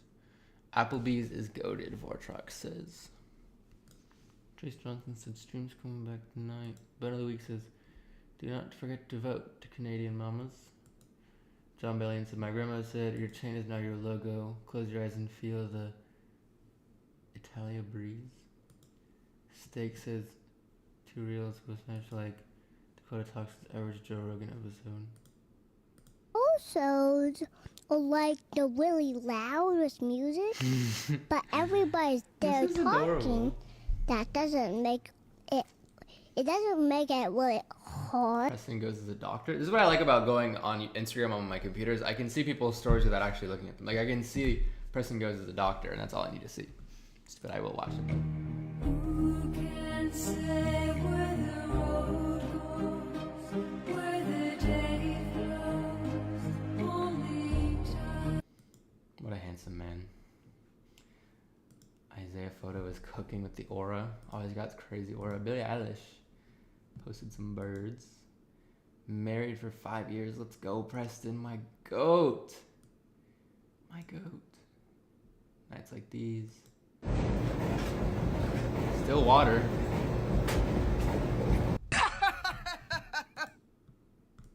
Chicken jockey!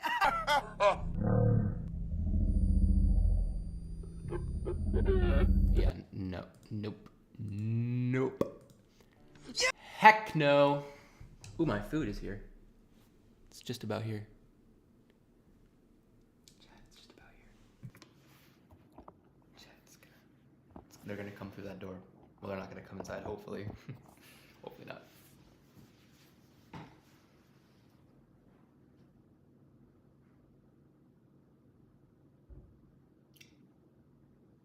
I hear them.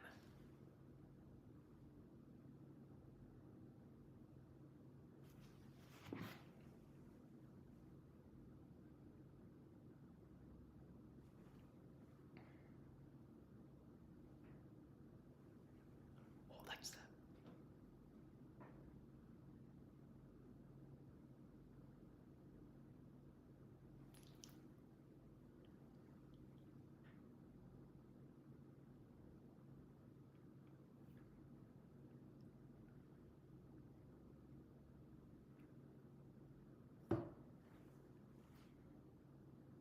W no contact delivery.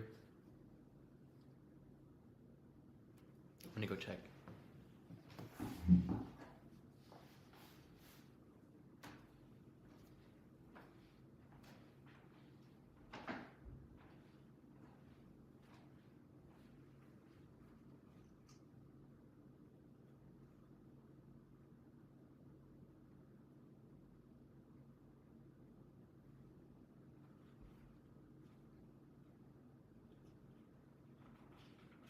I didn't see it. Where'd she put it?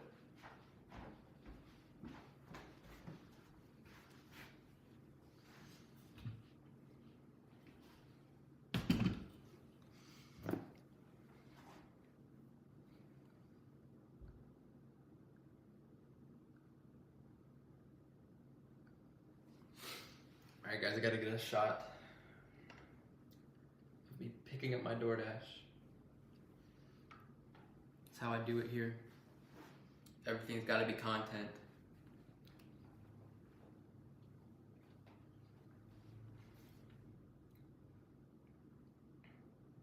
My camera is so cool, like this, that I have an app on my phone that will work as like a monitor for the camera, so I can always see what it's seeing. Isn't that crazy? Isn't that so sick? Isn't that so cool? Alright, I'll be back.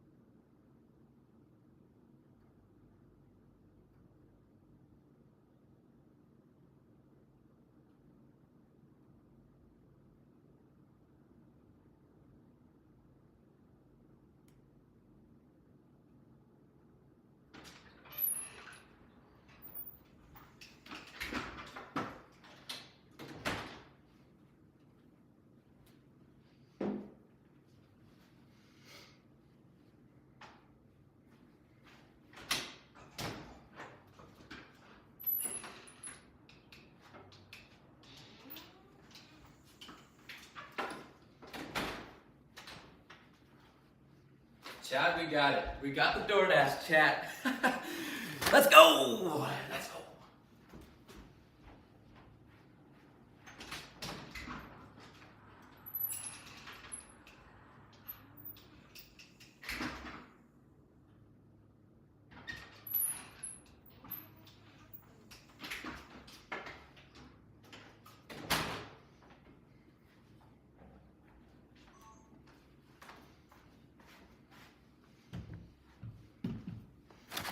Let's go.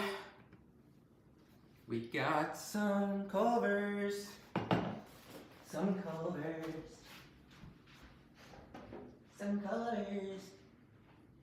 Some Culvers. I love Culvers. Yes, I love Culvers. Okay.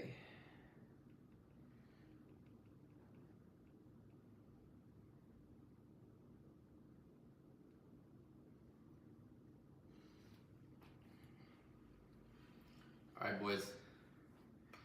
Let's dig in. I'm gonna eat this food. Then I'm gonna do one more react. And then I'm gonna get some work done because I actually gotta work today. But I'm still gonna stream it. Hopefully this isn't soggy. Let's see. Sog test. Get a fry. It's not bad. Probably be worse.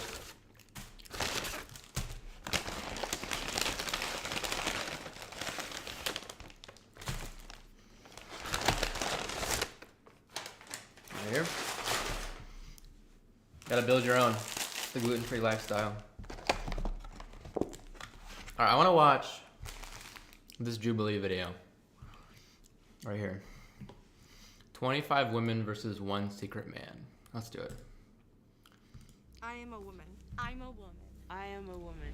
I am a woman. I am a woman. I am a woman. I'm a woman. I am a woman. And I'm a man. Does he have fake boobs? Did they give him fake boobs and fake curves? That's crazy. I wanna get some water.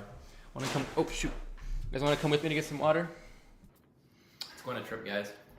Trip to the kitchen. So one thing that I'm not excited about is I love ice water, and I pretty much can't.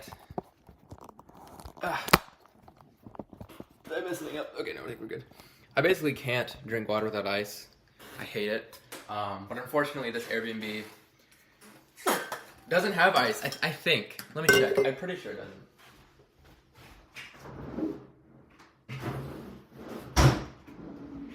Yeah, no ice for me today. Or this week. This water's kind of old. So I kind of want some colder water. I'm going to pour this all out.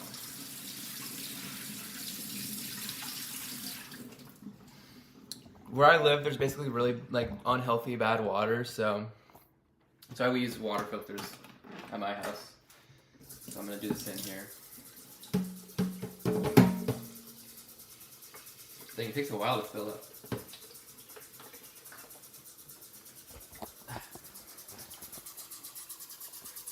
Do you see that?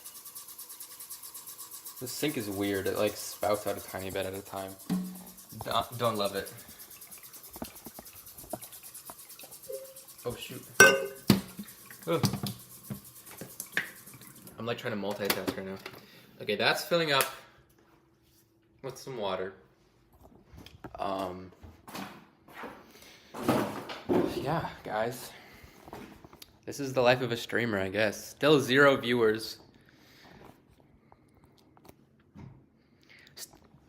I still got 0 viewers because I still got 0 viewers because I literally didn't let my family or Hannah, my fiance, or any of my friends know what the channel's called.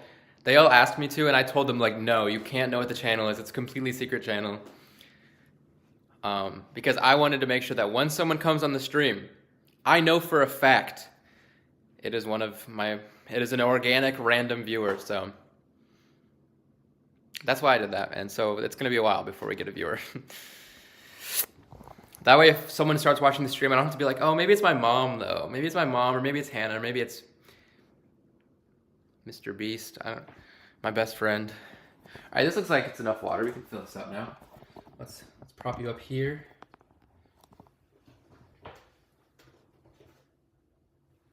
Let's get some water, boys. I'm trying to dump all this out.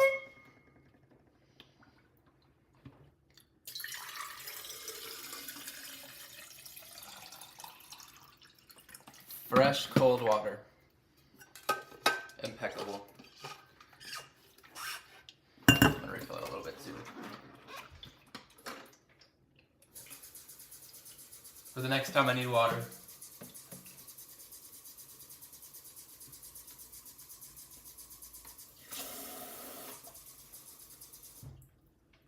Okay. This is what my life is like, guys.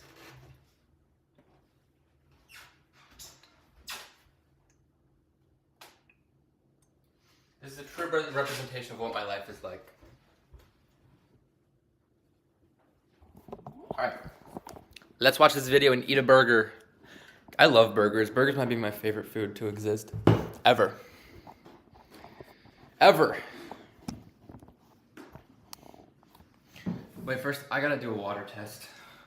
If this water is gross, I might die this whole time here. Oh, dang it. Dang it! It's not great. I need to DoorDash some ice, probably. Alright, let's lock in. Good timing right there. Hey, what's up guys? My name is Nat. You might have known me from the 6 Girls vs. 1 Secret Boy episode. My name is Natalie, but you can call me Nat. And this time I'm gonna take what I learned from that episode and apply it in today's episode, which is gonna be a lot harder. This is the silent round. You'll get to move around and observe each other, but So which one is he no again? talking and no touching. At the end of the round, you'll each vote for 5 people you suspect might be a man. Half of you will be eliminated. Round 1 starts now. Go. Forgot which one is him, so.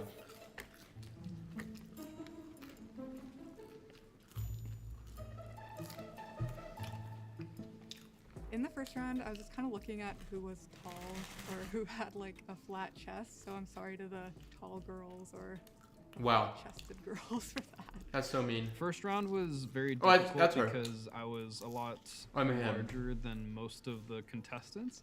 I was mainly just looking for people that are gonna be voted out pretty early on, which is like the neutral clothes wearing ones and the ones that aren't like wearing super girly stuff.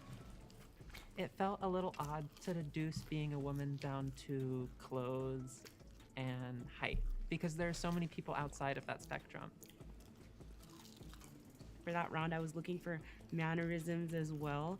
So I was looking for anything that was kind of too over the top or kind of unnatural. Sorry. So. Wait, I feel like everyone here kind of seems like a man pretending to be a woman. I feel like at the end of the video, they're gonna be like, surprise, these are all men. That'd be so funny. But no, I'm probably tripping. Oh, number 10. Her body was T, but it was like 2T. That I was like, okay. Yeah, that's a woman. That's the most womany woman I've ever seen in my life. Her body was T. Her body was T, but it just doesn't. Yeah, I don't think I could do that if I tried. Well, I just did. Maybe I would be good at this actually. So, number 10. Her body was T, but it was like 2T. That I was like, okay. They're trying to throw us off.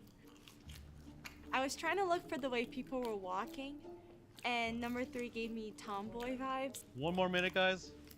This is the most awkward thing Walking ever. around, just kind of the interactions with one another. Like a lot of the girls, they're like giving me hearts. I was like, oh, that's so cutesy. That's so feminine. Like, obviously, you're a girl. There was a little in-betweens when they were like laughing, and I was like, oh no, am I not being social enough? Do I have to move around more? It was just all over the place. It was chaotic. So 20 was very suspicious because. But I can see her face. Look, they go back there. So You can see her face. Number 7. You can fully see her face in there. This is a good React content. Forgot how good Jubilee is. 20 was very suspicious because 20 was standing like this, And that's a very manly stance.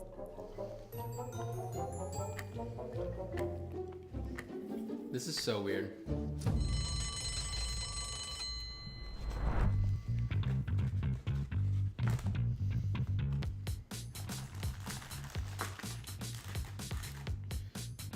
Burger check. I was suspicious of number 6 because she had a hat on, and the way she was walking was just kind of awkward. I think I voted for 7 just because I noticed that they didn't really have big boobs, and I was like, I don't know. Bro, that's so mean. I thought 14 was suspicious. I was paying attention to their mannerisms. That does look like a dude. I know for sure 20 did give away the outfit, the build. Got 2 votes. 10 players who have received the most elimination votes are... So these 10 are in the bottom right now. However, I will give you all a second chance. Each of you will walk the runway and strike a pose. Convince the group that you are a female. The one person with the least amount of votes This whole game seems kind of will be sexist. given a second chance. 23, let's go!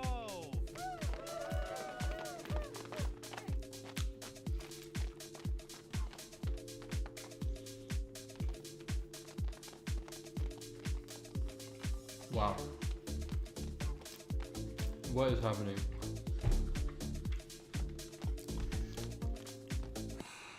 None of them are convincing me that they're female. Of number 20. I was like watching her walk and I was just like, yeah, no, that's not it.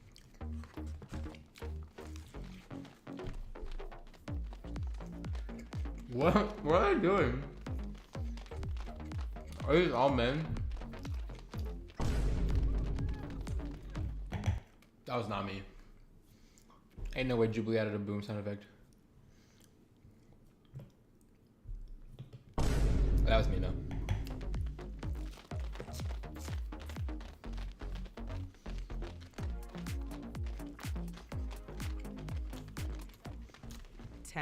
I had suspicions, but that just confirmed it because what was that pose? It was just very straight male. Bro. Because what was that pose? It was That is not a straight male. That's impossible for that to be a straight male. I'm sorry, but it was just physically impossible for a straight male to do that and look like that. That was dumb. just very straight male.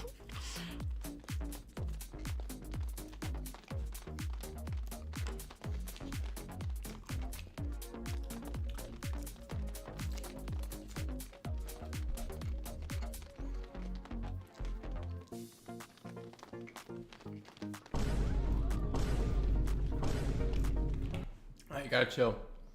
Gotta chill with the booms. That's my job. Oh, how did you do that? Look at her body. Like, it's so twisted weird. That looks so uncomfortable. A man cannot do that.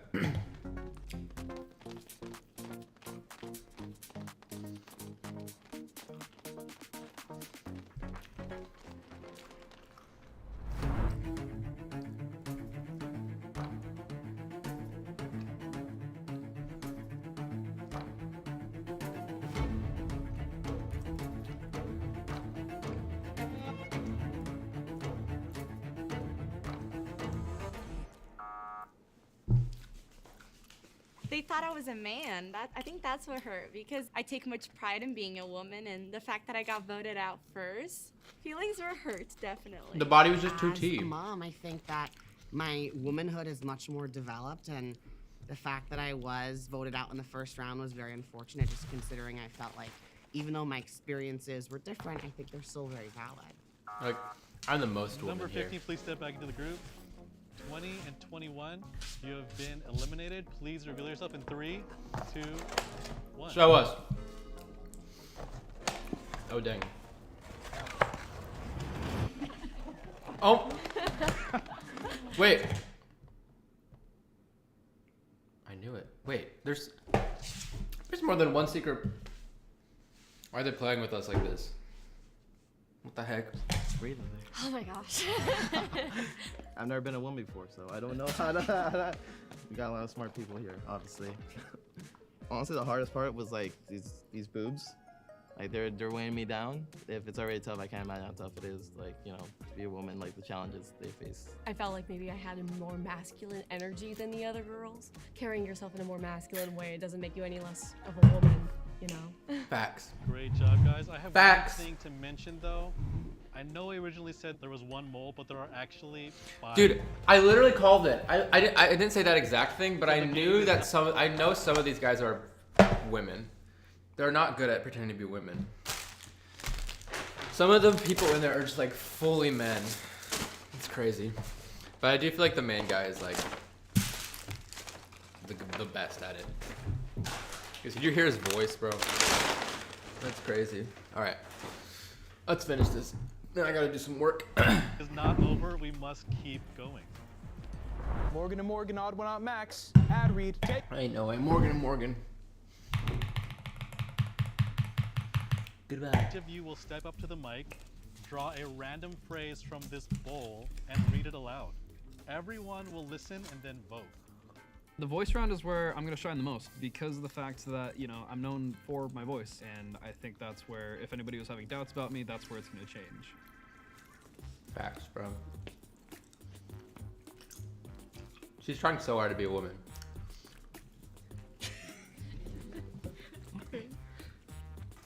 I'm just a girl.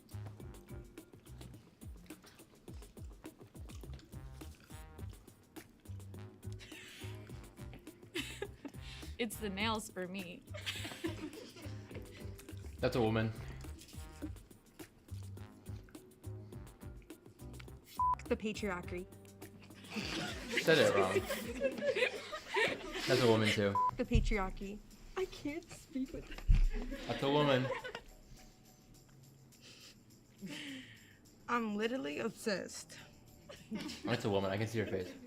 We women, we just have a way we say those stuff. Like all those phrases were very stereotypical but true. Like I say like half those things. So I was looking Very for stereotypical, people yeah. who maybe said it Feels a bit, little like unnaturally, or like they didn't feel as comfortable saying I don't know. stuff. The way this iced coffee is bringing me back to life. That's a woman. Is it weird if I text him first? That's a woman. Wait, what's your big 3? That's a man. That's a man. Ah, there's a man standing like a woman. Look at those arms, bro. Look at those shoulders. Oh my gosh. That is a man. That is a man with fake boobs. That is a buff man too. He had a good woman voice, but I can still sniff him out. Wait, what's your big 3? Dang, but he's got legs though. I Big don't know. slay queen. Whoever. Say that again. Big slay queen. I mean, these are Whoever all wrote those, by the women. way, did a really good job because I say those phrases on a daily. I was like, oh, yeah, exactly. Do you have an extra tampon? That's a woman. That's a man. I already know. Get ready with me to go on a date. That's a man. That's a man too. Look at those shoulders. Not me in a morph suit. That was a man. Oh, let's hear his voice. Oh my god, that was so crazy. Dude, he has a crazy man The voice. line that I crazy got woman voice. was, Oh my god, that's so crazy. Dude, it's crazy you can just switch the up line like that I that. got was, But also, like, crazy. look at his shoes. His shoes are not women's shoes. Like, his disguise is not very good. Those look like outdoor man shoes. Oh, it's 2 hours. Oh What? my god, that was I so just- crazy. Let's go, guys. 2 hours. 2 hours. Let's go. 166 left. Okay. the line that I got was, Oh my god, that's so crazy. and I've done that quite a few times. So just like off of my trolling stuff on YouTube and all that. Oh my god, that's crazy. I laughed at it because I knew I was just gonna crush it. Where's my lip gloss? They're all trying so hard, bro. Oh my god, that's so cute. What is happening to her eyes? Are her eyes bleeding? That's a man. Yeah, that's a gay man. Look at, I can see his hair. That looks like me in there. That looks like my hair. That's 100% a man.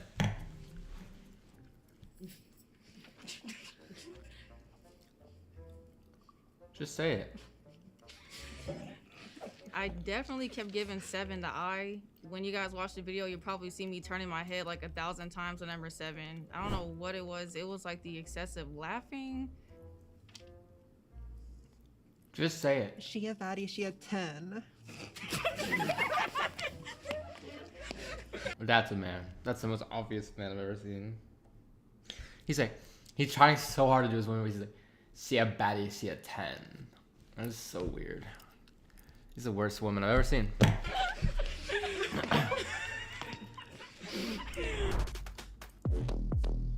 Number 7's gonna get out right away. I was looking at other people that had like similar kind of neutral voices, and then I would vote at them. I guarantee 7's gonna get out. If 7 doesn't get out, I'm gonna crash out. What? I guess it just didn't work. I guess it wasn't feeling it, so. That's a woman. Oops. That's the most woman I've ever seen. Okay, that sounds like I'm being weird, but I'm just saying, like, I don't know, bro. Honestly, not too surprising. I think I got in my own head and I was like, well, maybe I just messed up.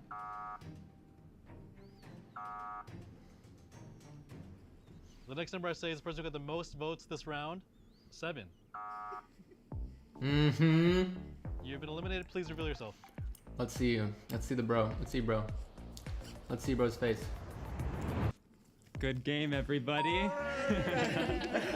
I think I could have had it, but I could not stop laughing. I could not stop laughing. Bro, that was pretty crazy. It was very interesting to get a new perspective on what other people consider to be what is traditional. I thought it was a gay guy, but I don't know if he's gay. I mean, you can't always tell, but he seems like straight. I don't know. Traditionally a woman and what is traditionally a man. Okay, I feel like everybody just do their best guy voice, but say like, "Hey, what's up, baby girl?" And their best Number 17 is like, yo, is good. Like, it's his normal voice. guy voice. Oh, okay. Are you ready? We can go down the line. Seriously, I have to start? It was your idea. That's hard though, because like, as a man pretending to be a woman, to try and sound like a man, but do a voice that sounds like a woman trying to do a man's voice. Like, that's so many layers, bro. Yeah.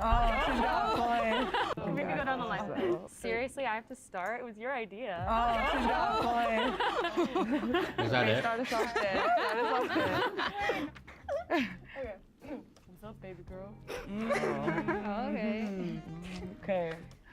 Hey, yo, Ma, can I get your number? I'm dead. That's a melanin sister out of there. Okay. What it do, baby boo? Okay. Hey. What's that? Bro, what guys are these women talking to? Oh no.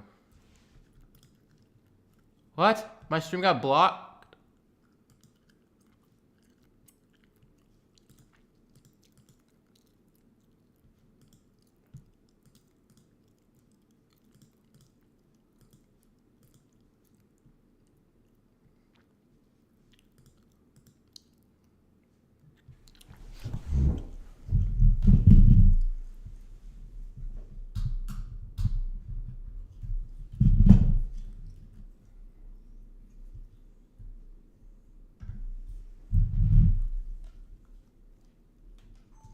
Okay, guys, my stream just got blocked after 2 hours for... Dang. My stream just got blocked Because I think it was because I reacted to a Kendrick Lamar music video, so.